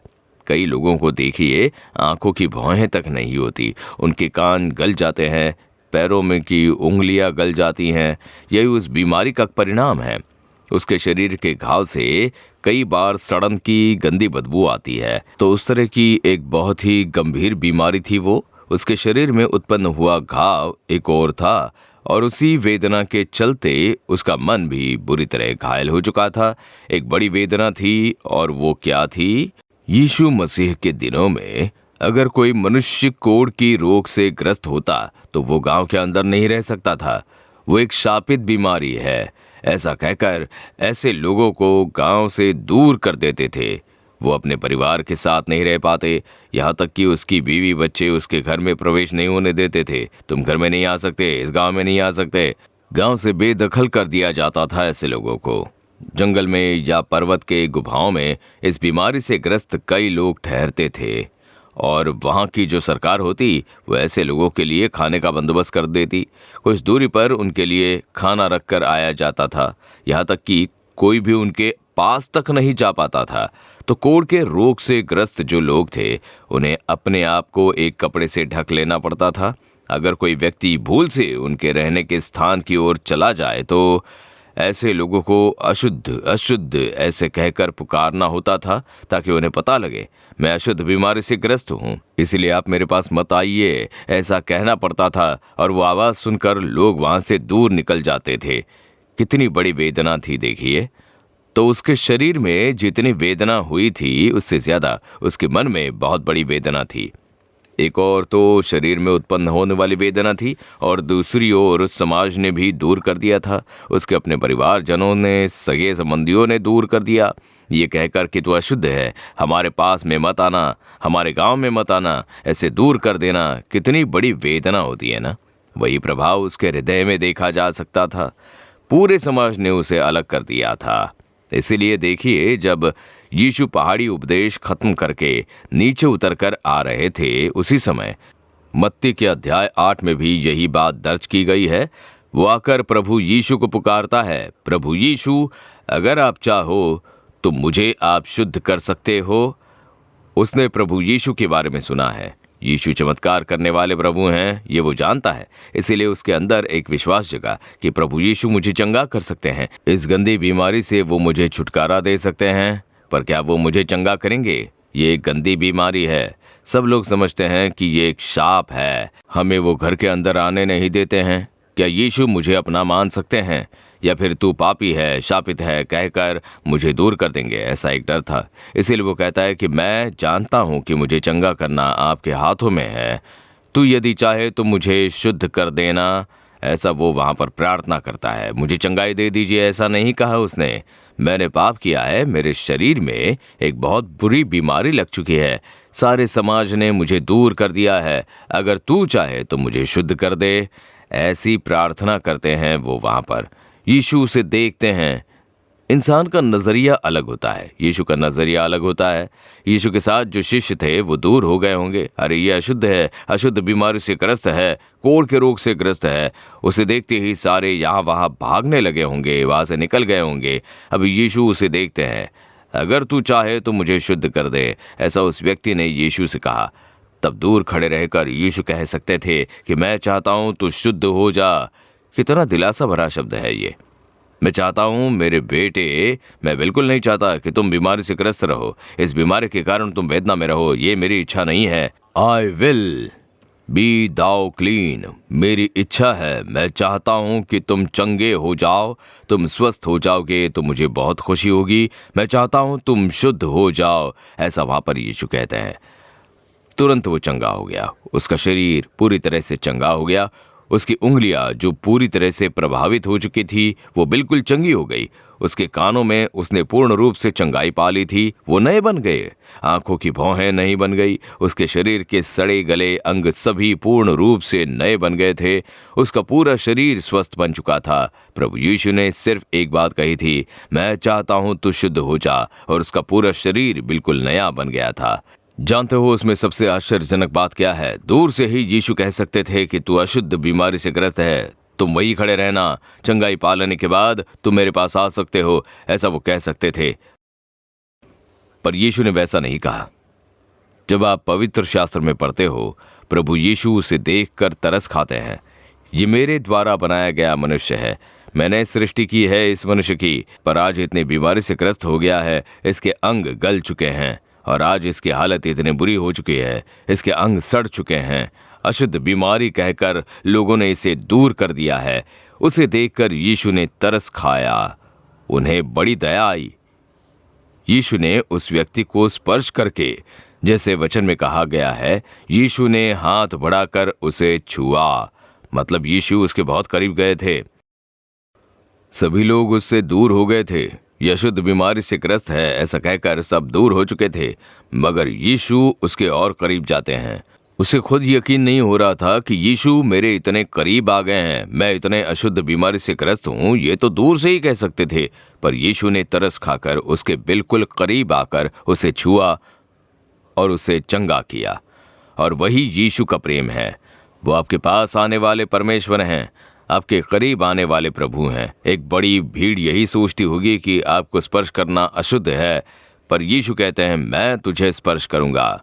तू मेरे द्वारा बनाया गया पुरुष है, तू मेरे द्वारा बनाई गई महिला है, मैंने ही तेरी सृष्टि की है। तू मेरा बेटा है, तू मेरी बेटी है। तुझे स्पर्श करने से मैं पीछे नहीं हटूंगा, तुझे स्पर्श करने से मैं अशुद्ध नहीं बनने वाला। पर जो अशुद्ध माने जाते हैं वो बिल्कुल शुद्ध हो जाएंगे। मैं तुझे स्पर्श करता हूं। परमेश्वर ने स्पर्श करके चंगाई दी। वही यीशु का प्रेम है, यही उनकी दया है। दिला से भरे उनके शब्द मैं चाहता हूं। उसके उस टूटे हृदय के लिए प्रभु दिला से भरे शब्द कहते हैं कि मैं चाहता हूं बेटे तुम शुद्ध हो जाओ। मेरी तो यही इच्छा है कि तुम चंगे हो जाओ। आज वो आपसे कहते हैं कि तुम स्वस्थ हो जाओ, मेरी बेटी बेटे तुम स्वस्थ रहो। यही मेरी इच्छा है। तुम्हें चंगाई देने के लिए ही मैं मनुष्य का रूप लेकर इस दुनिया में आया। तुम्हें परिपूर्ण चंगाई देकर, तुम्हें नया शरीर देकर, तुम्हें खुशियों से भरने के लिए, क्रूस पर अपने शरीर को तोड़ने के लिए मैंने अर्पण कर दिया था। मेरे शरीर को घायल करने के लिए मैंने अर्पण किया। अपने हाथों को मैंने घाव को सहा है। मुझे आखिर इतना दुख उठाने की क्या जरूरत थी? बस तुम्हारे लिए, सिर्फ तुम्हारी चंगाई के लिए, तुम्हारी वेदना को बदलने के लिए, तुम्हें दिलासा देकर तुम्हें खुशियों से भर देने के लिए ही मैंने क्रूस पर अपने आप को अर्पण कर दिया, अपने आप को घायल होने के लिए अर्पण कर दिया था। यही यीशु कहते हैं, मेरी इच्छा है कि तुम हमेशा स्वस्थ रहो। आज यीशु आपके लिए चमत्कार करेंगे, कोई भी बीमारी क्यों ना हो। एक दिलासा भरा शब्द, मेरी बेटी तुम्हें स्वस्थ रहना होगा, मेरे बेटे तुम स्वस्थ रहो। और वही मेरी इच्छा है, मैं तुम्हें चंगा करूंगा। कितनी बड़ी खुशी आ गई उसके मन में। वो इंसान कहीं जंगल में, कहीं गुफा में रहता होगा। इंसानों की बस्ती से दूर किया गया एक व्यक्ति था वो, और उसका शरीर बिल्कुल नया सा बन गया था। आज प्रभु यीशु कहते हैं, बेटे मैं तुम्हें चंगा करूंगा, तुम चंगे हो जाओगे बेटे। मैं चाहता हूं कि तुम स्वस्थ हो जाओ। मेरी बेटी मैं तुम्हें चंगाई दूंगा। डॉक्टर आपसे चाहे कुछ भी क्यों ना कह दे, वो सिर्फ शारीरिक दशा बता सकते हैं कि बस यही कंडीशन है, कुछ नहीं कर सकते, तुम स्वस्थ नहीं हो पाओगे। लेकिन परमेश्वर महान चमत्कार करने वाले परमेश्वर हैं। यीशु कहते हैं, असंभव को संभव करने वाले परमेश्वर, नामुमकिन को मुमकिन करने वाले प्रभु परमेश्वर, वो चमत्कारिक परमेश्वर हैं। आज और अभी वो आपको स्पर्श करने वाले हैं। कि आपके बच्चों का कोई शारीरिक अंग काम नहीं कर रहा है? कि आपके घर में किसी ने मौत का बिस्तर पकड़ लिया है? क्या वैसी स्थिति बन चुकी है जहां आप कह रहे हो कि सब खत्म हो गया? यीशु से सब कुछ संभव है, बस उनका एक स्पर्श काफी है। Just one touch of Jesus Christ will heal you completely. वो चमत्कार करने वाले परमेश्वर हैं। वो आपको देखकर कह रहे हैं, मैं तुमसे प्रेम करता हूं। आप किसी भी धर्म को मानने वाले हो सकते हो सकता है आप किसी धर्म को मानते ना हो। अगर आज आप यीशु का नाम पर विश्वास करके उनकी ओर देखते हो तो वो कहते हैं कि मैं तुमसे प्रेम करता हूं बेटे, मैं तुम्हें चंगा करूंगा। परमेश्वर कहते हैं, एक दिलासा भरा शब्द, एक टूटे हृदय के साथ समाज से बेदखल किए जाने की स्थिति में जो लोग हैं उनके लिए दिलासा भरा शब्द। आपसे भी वही कह रहे हैं। वो सिर्फ शब्द ही नहीं, वो जो कहते हैं वो सिर्फ शब्दों तक सीमित नहीं। अगर उन्होंने कह दिया है तो दिलासे से बढ़कर उसे पूरा करने का सामर्थ्य है उस शब्द में। तीसरा एक और किस्सा हम देखेंगे।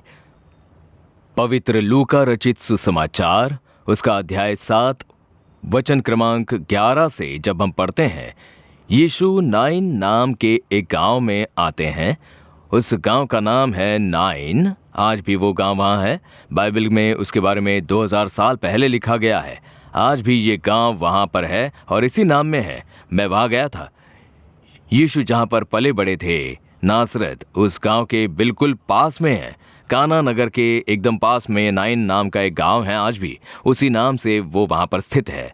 पहाड़ के ढलान पर वो नगर स्थित है। यीशु वहीं पर जा रहे हैं।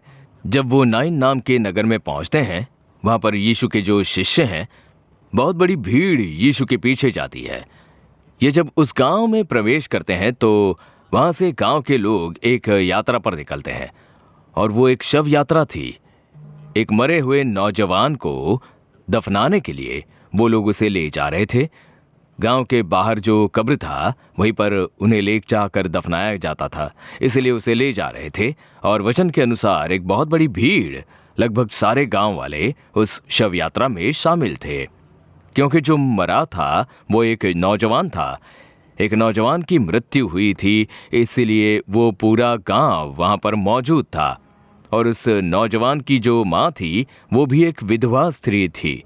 वो उनका इकलौता बेटा था। जरा सोचकर देखें, उस विधवा माँ जी का एक ही बेटा था और अब वो भी मर चुका था। अब वो बहुत ही अकेली हो गई थी, इसलिए वो रोती हुए जा रही थी। इसलिए लगभग पूरा गांव उस शव यात्रा में शामिल था। अफसोस, इस विधवा का इकलौता बेटा भी मर गया, तो उस शव यात्रा में जाकर आते हैं, ऐसा कहकर सारा गांव आ गया था।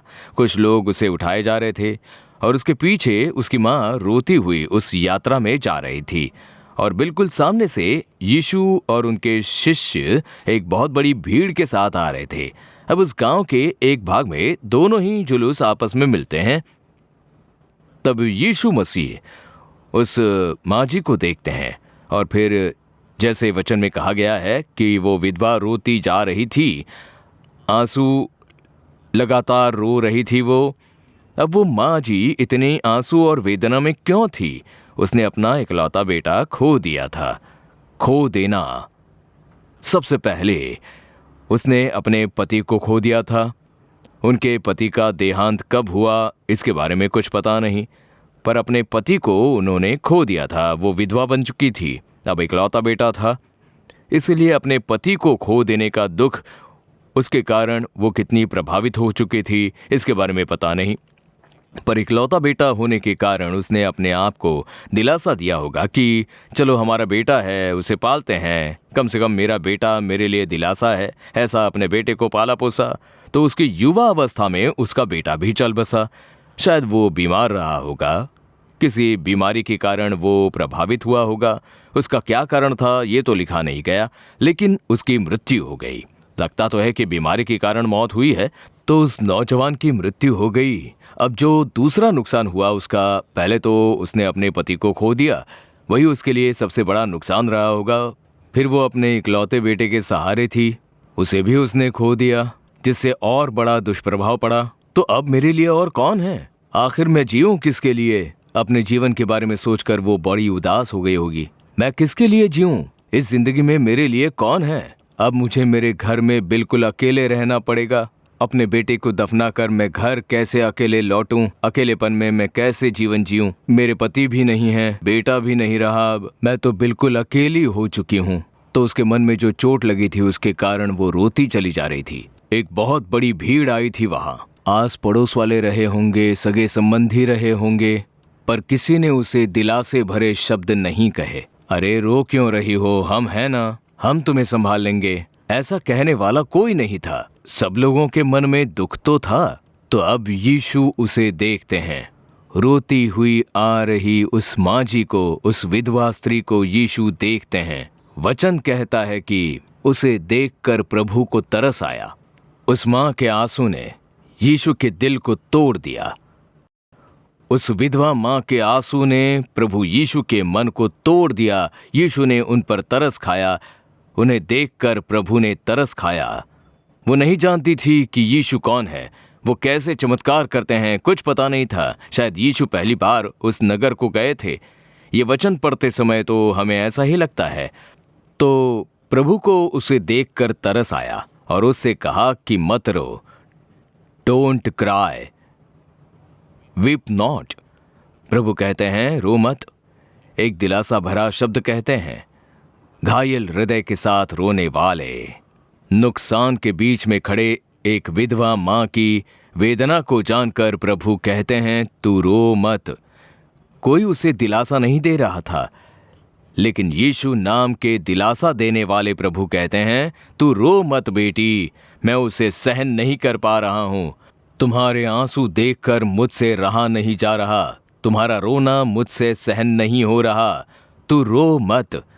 सिर्फ शब्द ही नहीं कहे उन्होंने। क्या करने से इस मां को दिलासा मिलेगा? कौन सा चमत्कार इस मां जी के आंसू पोंछेगा? यीशु ने उस अर्थी को छुआ। अर्थी को छूते ही सारे लोग रुक गए। अरे ये कौन है जो इसे कह रहा है कि मत रो? अर्थी को छू रहा है। उनके इर्द गिर्द बहुत बड़ी भीड़ थी, तो समझ गया कि ये कोई विशेष व्यक्ति है। उन्हें देखकर कोई भविष्यवक्ता नजर आते हैं। परमेश्वर खुद मनुष्य का रूप लेकर आए हैं, ऐसा प्रतीत होता है। ऐसे सब लोगों को लगा।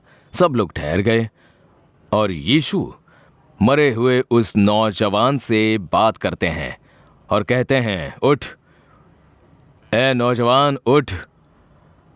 अगर तेरी मां के आंसू को पोंछना है तो उठ। तुम्हारी मां का टूटा हृदय अगर जोड़ना है तो तुम्हें उठना होगा। ए जवान उठ। मौत पर अधिकार पाए हुए हैं प्रभु यीशु। मरे हुए को जिलाने का सामर्थ्य पाने वाले हैं प्रभु यीशु। मरे हुए अंगों को फिर से जीवित करने का सामर्थ्य है यीशु में, क्योंकि उन्होंने ही इस सारी सृष्टि की रचना की। इसलिए जैसे ही उन्होंने कहा, उस मरे हुए नौजवान के अंदर फिर से जीवन आ गया। वो उठकर बैठ गया। तो माँ जी को कैसा लगा होगा? उस माँ जी के आंसू खुशी के आंसू में बदल चुके थे। मेरा बेटा जीवित है, मेरा बेटा मरा नहीं है। उनका शोक आनंद में बदल चुका था। वो पूरा गांव खुश हो गया होगा। सभी ने प्रभु की स्तुति की होगी। कितनी बड़ी खुशी की बात थी। उनका शोक आनंद में बदल चुका था। वही तो प्रभु यीशु करते हैं। अगर आज आप दुखी हो, एक घायल हृदय के साथ हो, अगर आप वेदना में हो, अकेलेपन में रो रहे हो कि मेरा कोई भी नहीं है, आई एम ऑल अलोन, अकेलेपन में आप रो रहे हो कि मुझे समझने वाला कोई नहीं है, मुझसे प्यार करने वाला कोई नहीं है, पर प्रभु यीशु मसीह आपसे कह रहे हैं मैं तुमसे प्रेम करता हूं, मैं हूं तुम्हारे लिए। रोना मत बेटे, तुम रोना मत मेरी बेटी। मैं तुम्हें अच्छी तरह समझ सकता हूं। तुम्हारी वेदनाओं को समझने वाला परमेश्वर हूं।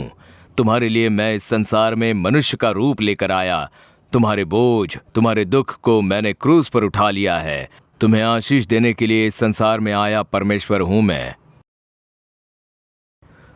वचन 16 में बताया गया कि लोग क्या कहने लगे कि हमारे बीच में एक बड़ा भविष्यवक्ता उठा है और परमेश्वर ने अपने लोगों पर कृपा दृष्टि की है। ये कोई साधारण मनुष्य नहीं है, परमेश्वर ने मानव का रूप लिया है, ऐसा लोग कहने लगे। परमेश्वर ने मनुष्य का रूप लिया है। परमेश्वर ने अपने लोगों पर कृपा दृष्टि की और वही परमेश्वर आज आपसे मिलने आपके घर पर आ गए हैं। अगर आप अस्पताल में हो, आप जहां कहीं पर भी हो, वहां पर प्रभु है। क्या आप यात्रा कर रहे हो, कार में बैठे हो, जहां कहीं पर हो, वहां पर प्रभु आपसे मिल रहे हैं, आपसे बात कर रहे हैं। मैं दिलासा देने वाला परमेश्वर हूं। क्या आपका हृदय घायल है? पाप के कारण, बीमारी के कारण, नुकसान के कारण, निंदा के कारण, अपमान के कारण, ठट्ठा के कारण, दूसरों की निंदाजनक बातों के कारण क्या तुम्हारा हृदय घायल हो चुका है?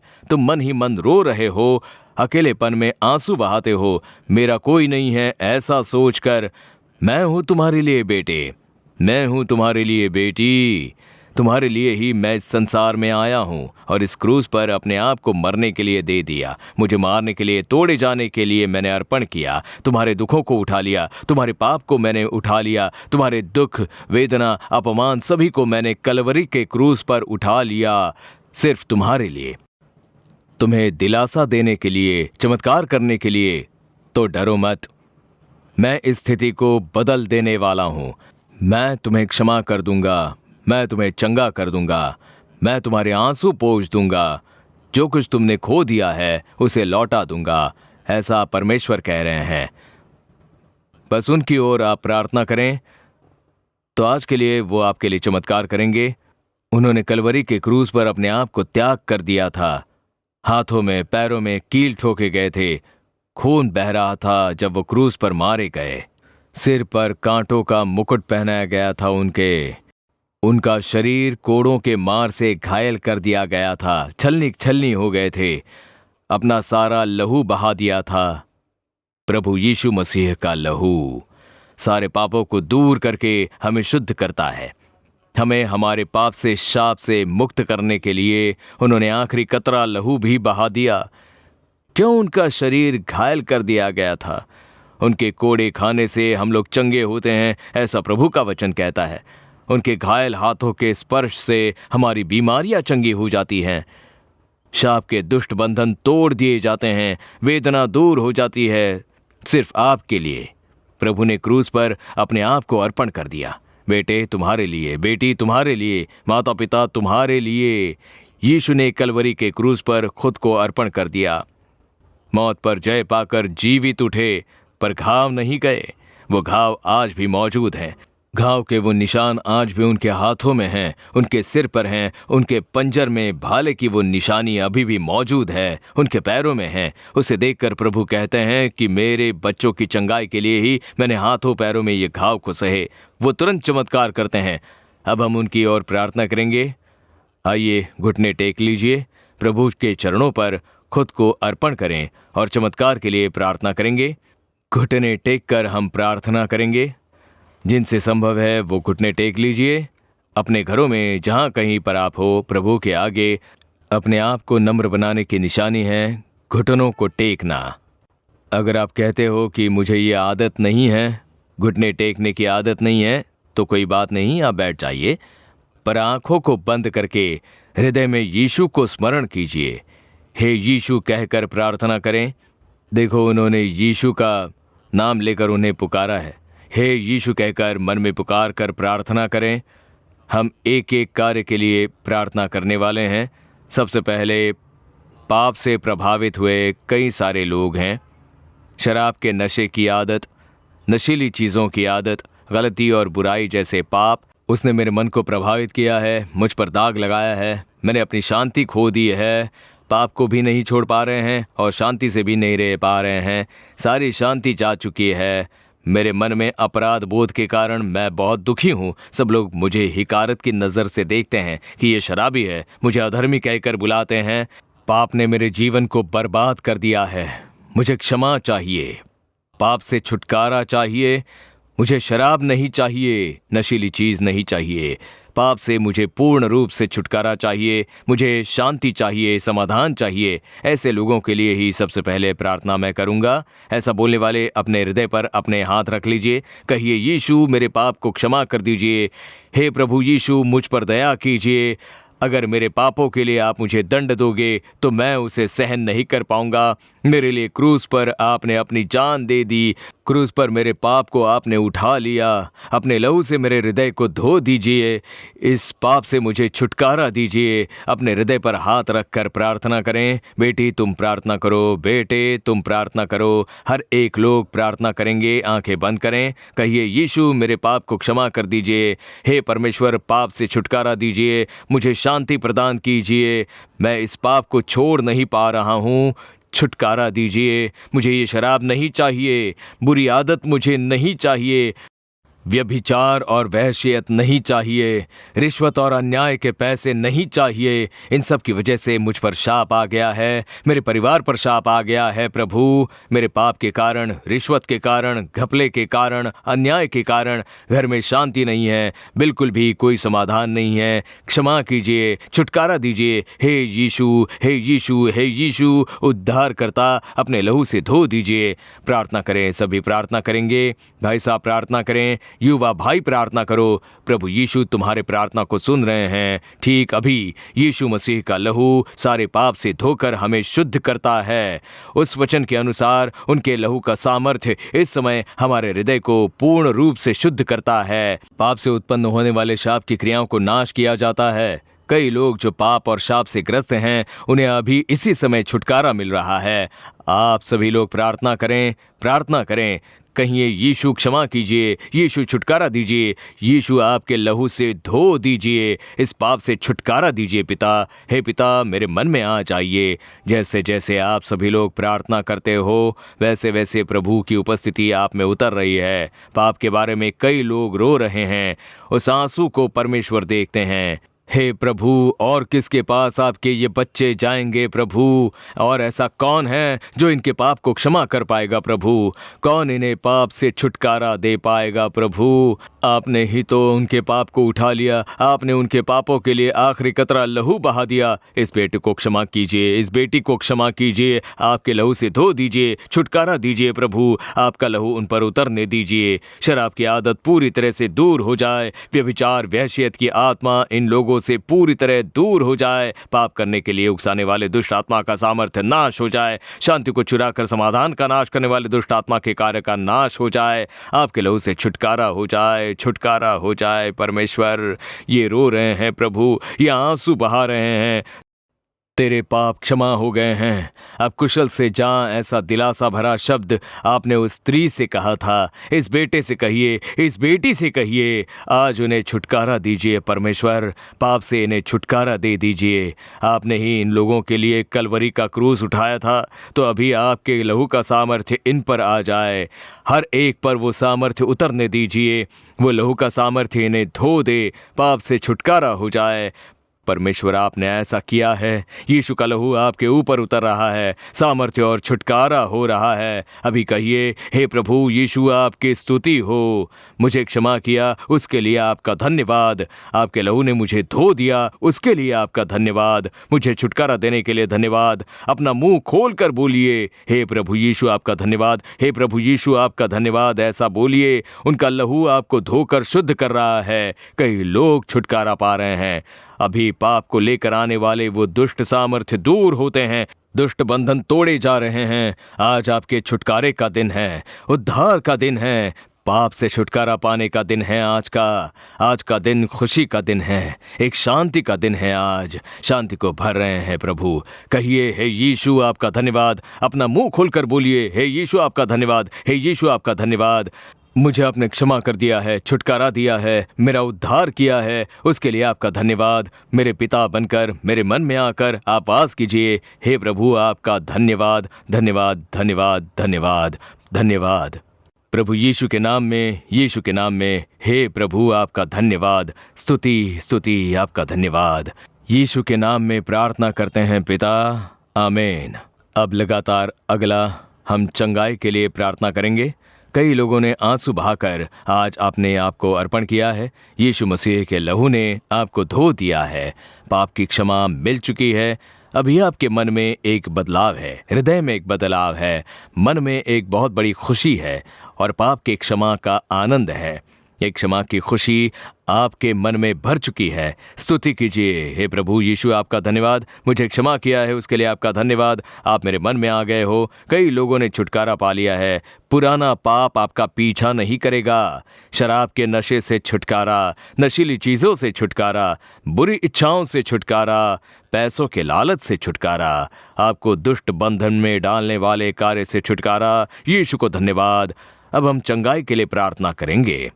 प्रभु, आपके आंसू देखने वाले परमेश्वर हैं। बीमारी की वेदना को उठाए। आप लोग खड़े हो, जहाँ बीमारी है वहाँ पर हाथ रखें। जो कोई अंग प्रभावित हुआ है, जहाँ कहीं पर दर्द या वेदना हो रही है, वहां पर अपना दाहिना हाथ रख लीजिएगा। अगर आंखों में चंगाई चाहिए तो आंखों पे हाथ रख लीजिए। अगर कान में समस्या है तो कान पर अपनी उंगली रख लीजिए। अगर हृदय में समस्या है तो हृदय में अपने हाथ रख लीजिए।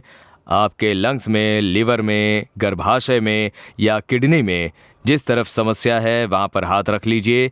अगर गांठ है, कैंसर का गांठ, थायराइड का गांठ, टीबी का गांठ, अगर आपके सिर में गांठ है तो वहां पर हाथ रख लीजिए। गले में गांठ है तो वहां पर हाथ रखिए। छाती में, पेट में, जहां कहीं गांठ है वहां हाथ रखिए। अगर बीमार बच्चे हैं तो उन बच्चों के ऊपर आप अपने हाथ रख लीजिए। अगर किसी ने मौत का बिस्तर पकड़ लिया है तो उन पर अपना हाथ रख लीजिए। अब आप जब हाथ रखकर प्रार्थना करोगे तब मौत की स्थिति बदल जाएगी। जिन पैरों से चल नहीं पाते वहां पर अपने हाथ रख लीजिए। छोटे बच्चे जो प्रभावित हुए हैं उनके सिर पर अपना हाथ रख लीजिए। बच्चों की प्रार्थना से चमत्कार होते हैं।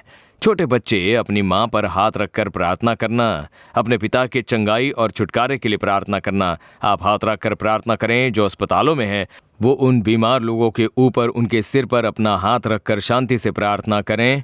अभी परमेश्वर का सामर्थ्य चंगाई देने का वो सामर्थ्य कार्य कर रहा है। कोढ़ से ग्रस्त उस व्यक्ति को देखकर प्रभु यीशु को उन पर तरस आया। उन्होंने कहा कि मैं चाहता हूं तुम शुद्ध हो जाओ, और तुरंत ही वो कोढ़ जाता रहा। उनका शरीर बिल्कुल नया शरीर बन गया। और आज वैसा ही कुछ आपके जीवन में भी होगा। हे प्रभु यीशु, आंसुओं के साथ ये प्रार्थना कर रहे हैं। बीमारी की हालत में, मौत के बिस्तर में, अपने हाथ पांव का उपयोग नहीं कर पा रहे हैं, चल फिर नहीं पा रहे हैं, वो वेदना के साथ प्रार्थना कर रहे हैं, आंसुओं के साथ खड़े हैं। प्रभु, ये कैंसर की बीमारी दूर हो जाए, अस्थमा की बीमारी दूर हो जाए, उनके शरीर से आर्थराइटिस की बीमारी दूर हो जाए, हड्डियों में पूर्ण रूप से चंगाई आ जाए, नसों में पूर्ण चंगाई मिल जाए, शरीर में दिखने वाले सारे गांठ दूर हो जाए। प्रभु, ये गांठ उठाकर फेंक दीजिए। मुझे चलने के लिए पैरों में नया बल चाहिए। मेरे हाथ बिल्कुल काम नहीं कर रहे हैं। ये लकवे का रोग पूर्ण रूप से दूर हो जाए। मेरा बच्चा चल नहीं पा रहा है, उसे चलने के लिए बल चाहिए। मेरे बच्चे का मस्तिष्क प्रभावित हुआ है, मेरे बच्चे के मस्तिष्क को स्पर्श कीजिए, चंगाई हो जाए। मेरी पत्नी को चंगाई हो जाए, मेरे पति को चंगाई मिल जाए, मेरी माँ, मेरे पिताजी को चंगाई मिल जाए, मेरे पति जो अस्पताल में हैं वो स्वस्थ होकर घर लौटे, मेरे बच्चों को चंगाई मिल जाए। आंसू के साथ ये लोग रो रहे हैं। हे प्रभु, उनके साथ मिलकर मैं आंसू बहाते हुए आपकी ओर देख रहा हूँ। प्रभु, स्पर्श कीजिए। प्रभु, उन्हें स्पर्श कीजिए परमेश्वर, हर एक को स्पर्श कीजिए परमेश्वर। हे प्रभु, मुझे चंगा कीजिए। हे प्रभु, चमत्कार कीजिए, ऐसा बुला रहे हैं। हर एक के जीवन में चमत्कार कीजिए, हर एक के लिए चमत्कार करें, हर एक को स्पर्श कीजिए। अभी अभी स्पर्श करें। मुंह खोलकर परमेश्वर की स्तुति कीजिए, स्तुति कीजिए। कहिए, प्रभु आपका धन्यवाद। कई लोग चंगे हो रहे हैं, कैंसर की बीमारी दूर हो रही है यीशु के नाम में। कैंसर की गांठ अभी दूर हो रहे हैं, ब्लड कैंसर अभी दूर हो रहे हैं यीशु के नाम में। बोन कैंसर यीशु के नाम में दूर हो रहा है। डॉक्टरों ने कहा होगा कि बोन कैंसर और ब्लड कैंसर ठीक नहीं होता, अब कुछ नहीं कर पाएंगे, लेकिन वो बीमारी यीशु बदल रहे हैं। ब्लड कैंसर से जूझ रहे एक छोटे से लड़के को प्रभु चंगा कर रहे हैं, माँ के प्रार्थनाओं का जवाब दे रहे हैं। बोन कैंसर से ग्रस्त एक ही युवा को इस समय प्रभु स्पर्श करते हैं यीशु के नाम में चंगाई। अभी बोलिए, प्रभु यीशु आपकी स्तुति हो। थैंक यू लॉर्ड, आपकी स्तुति हो। अभी पवित्र आत्मा कह रहे हैं, कई अशुद्ध आत्मा, जादू टोने की आत्मा, तंत्र मंत्र की क्रियाओं को तोड़कर मैं लोगों को छुटकारा देना चाह रहा हूं, ऐसा कह रहे हैं। अभी अपने दाहिने हाथ ऊपर उठाएं, कहिए, यीशु आपका धन्यवाद, यीशु के लहू की जय। ऐसा बोलिए, यीशु के लहू की जय। मुंह खोलकर बोलिए, यीशु के लहू की जय, यीशु के लहू की जय। यीशु के नाम में दुष्ट आत्माएं दूर हो जाए। अभी सामर्थ्य उतर रहा है अनेक घरों में। प्रभु यीशु मसीह का सामर्थ्य उतरते हुए मैं देख पा रहा हूँ। एक बड़ी ज्योति, एक बड़ा प्रकाश प्रभु की महिमा बनकर उतर रही है। दुष्ट आत्मा दूर हो रहे हैं। तंत्र मंत्र और जादू टोने के सामर्थ्य को मैं बांधता हूँ यीशु के नाम में। दुष्ट आत्माएं परिवारों को छोड़कर चली जाए। मौत की आत्मा, डर की आत्मा, आत्महत्या के लिए उकसाने वाली आत्मा, गड़बड़ी की आत्मा, डिप्रेशन लेकर आने वाली आत्मा यीशु मसीह के नाम में दूर हो जाए। हर एक घर में प्रभु यीशु मसीह का लहू छिड़कता हूं मैं। जिस किसी घर में आज ये संदेश पहुंच रहा है वहां पर यीशु का लहू छिड़कता हूं मैं। उन घरों में प्रभु का प्रकाश चमक जाए, दुष्ट आत्माएं दूर हो जाए। बीमारी लेकर आने वाली दुष्ट आत्मा, मौत का संघर्ष लेकर आने वाली दुष्ट आत्मा दूर हो जाए। जादू टोने का सामर्थ्य भस्म हो जाए, जादू टोना भस्म हो जाए, जादू टोने का नाश हो जाए। छुटकारा, छुटकारा। मुंह खोलकर स्तुति कीजिए। आज कई दुष्ट आत्मा चीखती हुई बाहर निकल रही हैं। सांप की आत्मा दूर हो रही है, बंदर की आत्मा दूर हो रही है। मैं दुष्ट आत्मा को बाहर निकलता हुआ देख रहा हूं। वो जादू टोने में इस्तेमाल किए जाने वाली आत्माएं हैं। वो सभी इस समय यीशु के नाम में बाहर निकल रही हैं। चीखती हुई वो बाहर निकल रही हैं। कुछ बच्चों में से वो दुष्ट आत्मा बाहर जा रही है। छोटे बच्चों के खिलाफ किए गए जादू टोने के सामर्थ्य भस्म हो रहे हैं। अभी आप छुटकारा पा रहे हो, अभी आप छुटकारा पा रहे हो। हर एक को छुटकारा मिल जाए, दुष्ट आत्माएं दूर हो जाएं, तंत्र मंत्र और जादू टोने का सामर्थ्य भस्म हो जाए यीशु के नाम में। जिस किसी घर में आज ये संदेश पहुंच रहा है, वहां पर यीशु के लहू का सामर्थ्य उतर आ जाए, स्वर्गदूत वहां पर उतर आ जाए। प्रभु के एक सेवक होने के नाते नाके पर खड़े होकर मैं प्रार्थना करता हूं इन लोगों के लिए, इन प्राणों के लिए। इन लोगों के लिए आपने लहू बहाया है, आपने इनके लिए क्रूस उठाया है, आप उनके लिए प्रायश्चित बनकर मरकर फिर जी उठे थे। अभी आपके सामर्थ्य को प्रकट कीजिए प्रभु यीशु मसीह के नाम में। सभी लोग ये जान जाए कि आप ही एकमात्र सच्चे परमेश्वर हो। दुष्ट शक्तियों और दुष्ट सामर्थ्य नाश हो जाएं, तंत्र मंत्र और जादू टोने की क्रियाएं भस्म हो जाए यीशु के नाम में। लोगों को फंसाने वाली, भरमाने वाली दुष्ट शैतान का सामर्थ्य भस्म हो जाए यीशु के नाम में। दुष्ट बंधन नाश हो जाए, लोगों को पूर्ण रूप से छुटकारा मिल जाए। गांव में पूर्ण छुटकारा आ जाए, गलियों में पूर्ण छुटकारा आ जाए। हर एक ओर प्रभु यीशु मसीह के लहू का सामर्थ्य प्रकट हो। सारे लोग ये जान जाए कि प्रभु यीशु मसीह ही सच्चे उद्धार करता है। हर एक लोगों की आत्मिक आंखें खुल जाए। गर्भ में प्रतिबंध लगाने वाली आत्माएं, गर्भ की आशीष में रुकावट लाने वाली दुष्ट शैतान का सामर्थ्य दूर हो जाए यीशु के नाम में। ऐसा आदेश देता हूँ। गर्भ के आशीष को रोकने वाली दुष्ट आत्मा का सामर्थ्य दूर हो जाए, दुष्ट शैतान के कार्य नाश हो जाए, गर्भ का फल उत्पन्न हो। आंसुओं के साथ प्रार्थना करते हैं पिता, आंसुओं के साथ प्रार्थना करते हैं। जिन बच्चों की नौकरी नहीं है उन्हें नौकरी मिल जाए प्रभु, और ज़्यादा देर किए बिना उनके लिए एक अच्छी नौकरी मुहैया कराइए।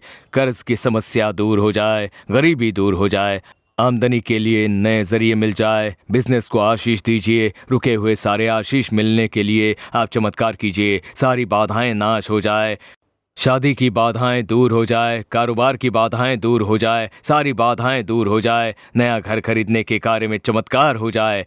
इन बच्चों के हर एक कार्य में सफलता मिल जाए। छोटे बच्चों को आशीष दीजिए, पढ़ाई करने वाले बच्चों को आशीष दीजिए प्रभु। बच्चों की रक्षा कीजिए परमेश्वर, कोई बीमारी महामारी स्पर्श न कर पाए। पढ़ाई में उन्नति पाने के लिए आशीष दीजिए। सेल फोन के दासत्व से इन बच्चों को छुटकारा दीजिए। आशीष दीजिए, हर एक को आशीष दीजिए, आशीष दीजिए। सेवकाई करने वाले बच्चों के लिए मैं प्रार्थना करता हूँ। सेवकाई करने वाले प्रभु के सेवक स्वस्थ रहे। मौत के बिस्तर पर पड़े हुए अपने सेवकों को स्पर्श कीजिए। मौत के बिस्तर पर पड़े सुसमाचारकों को स्पर्श कीजिए प्रभु। यीशु मसीह के नाम में छुटकारा हो जाए। प्रभु के सेवक स्वस्थ हो जाए। प्रभु के सेवकों पर चंगाई का सामर्थ्य उतर आए। मौत का बिस्तर प्रभु यीशु के नाम में बदल जाए। चमत्कारिक चंगाई हो जाए। अपने बच्चों को और सेवा करने वाले बच्चों को स्पर्श करने के लिए आपका धन्यवाद प्रभु। सभी अपना दाहिना हाथ उठाएंगे। दाहिना हाथ उठाकर कहिए प्रभु आपकी स्तुति हो। कहिए प्रभु आपकी स्तुति हो। मेरे लिए आपने चमत्कार किया है, घाव को बांधा है, छुटकारा दिया है प्रभु। आपने यह सिद्ध किया है कि आप दिलासा देने वाले परमेश्वर हो। आपको धन्यवाद प्रभु। हे यीशु आपकी स्तुति हो, यीशु के नाम में आमीन। बैठ जाएंगे। कुछ मिनट के लिए बहुत ज़रूरी जानकारियां आपके साथ साझा करनी है। आप सभी लोग बैठ जाइए। प्रभु ने आपके आंसू को देखा है, आपकी प्रार्थना सुन ली है। यीशु ने आपसे बहुत प्रेम किया है, इसलिए आपसे बातें करके आपके लिए चमत्कार करते हैं। आज के इस दिन कई लोग ये कहते हैं कि प्रभु यीशु मुझे चाहिए, पाप से छुटकारा चाहिए, शांति चाहिए। ऐसे अपने हृदय पर हाथ रखकर प्रभु यीशु को अपने मन में स्वीकारा है तो आपके लिए हमारे पास एक पुस्तिका है जो हम आपको निःशुल्क भेजना चाहते हैं। अब आप परमेश्वर की संतान हो। यीशु को स्वीकारते समय आपके अंदर क्या क्या होता है और क्या हुआ है उसे आप लोगों को समझना होगा। ये एक छोटी पुस्तिका है, बस 10 मिनट में आप इसे पढ़ सकते हो और इसमें आप परमेश्वर की संतान हो, इस अनुभव का क्या मतलब है, इसकी कैसे सुरक्षा करें, परमेश्वर की शांति को हम कैसे सुरक्षित रखें, इसके बारे में इसमें लिखा हुआ है। तमिल, अंग्रेजी, हिंदी, कन्नड़ा, तेलुगु भाषा में उपलब्ध है। आपको जिस भाषा में चाहिए उसके बारे में हमें बताइए। आप या तो व्हाट्सएप पर IDP भेज सकते हो। स्क्रीन पर आपको इस समय फ़ोन नंबर दिख रहा होगा, +919488175315। अगर इस व्हाट्सएप नंबर पर आप IDP टाइप करके भेजते हो, तुरंत आपको एक लिंक मिलेगा। नहीं तो ईमेल के द्वारा goodnews@jesusredeems.org इस पर अगर आप एक मैसेज भेजते हो कि इस पते पर ये पुस्तिका भेजिए, तो तमिल, अंग्रेजी, हिंदी, तेलुगु, कन्नड़ा इन भाषाओं में आप इसे पा सकते हो। आपको भेज दिया जाएगा। ये परमेश्वर में बल पाने के लिए और जो खुशी आपको मिली है उसकी रक्षा करने में सहायक होगा। आज कई लोगों को छुटकारा और चंगाई मिली है। मैं साफ रूप से देख पाया हूँ कई लोगों को प्रभु यीशु ने छुटकारा दिया है। आपके आंसू पोंछ दिए गए हैं। अभी आप अपने शरीर में ये बदलाव देख सकते हो। आपको सिर्फ उठकर चलना फिरना है। प्रभु ने आपके शरीर के काफी अंगों को बिल्कुल नया बना दिया है। शैतान के सारे कार्य नाश किए जा चुके हैं। दुष्ट आत्माएं चीखती हुई बाहर निकली हैं। अगर आप अपनी गवाही हम तक पहुंचाते हो तो हम आपके लिए प्रभु की स्तुति करेंगे, क्योंकि हम लोग आप लोगों के लिए ही आंसुओं के साथ ये सेवकाई कर रहे हैं। इसे सुनने वाले, देखने वाले, आशीष पाने वाले के लिए ही उपवास करके कई दिनों तक प्रार्थना करके हम इस सेवकाई को पूरा करते हैं। इसलिए हमें ज़रूर बताइए। हमारा ये फ़ोन नंबर है, स्क्रीन पर जो फ़ोन नंबर दिख रहे हैं, ईमेल नंबर है, व्हाट्सएप नंबर है। तो इस एड्रेस पर आपकी गवाही, आपके अनुभव को हमारे साथ साझा करें कि प्रभु ने मुझे स्पर्श किया, छुटकारा दिया, नाम लेकर पुकारा, चंगाई दी, छुटकारा दिया, शांति दी, पाप से पूर्ण छुटकारा। हमारा ईमेल है goodnews@jesusredeems.org। यह जो व्हाट्सएप नंबर है +919488175315। अगर इस नंबर पर तुरंत आप हमें बताते हो तो आप लोगों की गवाही देखकर आप लोगों के लिए हम प्रभु यीशु का धन्यवाद करेंगे। प्रभु में और बढ़ने के लिए हर महीने आप लोगों के लिए यीशु छुड़ाता है पत्रिका है, जो तमिल, अंग्रेजी, हिंदी, तेलुगु, कन्नड़, मलयालम ऐसे और भी भाषाओं में छपाई जाती हैं। इसे भी निःशुल्क हम भेजते हैं। हर एक महीने परमेश्वर जो संदेश देते हैं वो इसमें है। हर एक महीने का संदेश जिसकी आपको ज़रूरत है वो इसमें होगा। गवाही होगी, सेवकाई की अन्य जानकारी। तो देखिए, ये पत्रिका परमेश्वर में आगे बढ़ने के लिए बहुत लाभदायक होगी। ये पत्रिका निःशुल्क आपको भेजी जाएगी। इसके लिए आप अपना सही पता बताकर कौन से भाषा में आपको ये चाहिए वो हमें बताइए। और आज के समय में करीब 4 लाख से भी अधिक लोगों के पास ये पत्रिका 7 भाषाओं में पहुंचती हैं। तमिल, अंग्रेजी, हिंदी, मलयालम, तेलुगु, कन्नड़, सिंगलीज भाषाओं में 7 भाषाओं में इसे भेजी जाती है। स्क्रीन पर दिखने वाले व्हाट्सएप नंबर पर +919488175315 इस नंबर पर मैगजीन टाइप करके आप भेजोगे तो एक लिंक मिलेगा, उसमें आप पंजीकरण कर सकते हो। अगर आप वेबसाइट जाते हो www.jesusredeems.com या फिर ईमेल करके partners@jesusredeems.org पर हमसे संपर्क कर सकते हो। इन्हें अपना पता बता दोगे तो हर महीने ये पत्रिका जिस किसी भाषा में चाहिए वह आपको भेज दी जाएगी। तो अब समाप्त करते हैं। हे मेरे मन, यहोवा को धन्य कहे और जो कुछ मुझ में है वो उसके पवित्र नाम को धन्य कहे। हे मेरे मन, यहोवा को धन्य कहे और उसके किसी उपकार को न भूलना। आमीन, आमीन। God bless you. For further details and prayer support, contact Jesus Redeems Ministries, Naulumavadi, Tuticorin District, 628211. Our phone number 04435454545. Email info@jesusredeems.org. Our website www.jesusredeems.com. God bless you.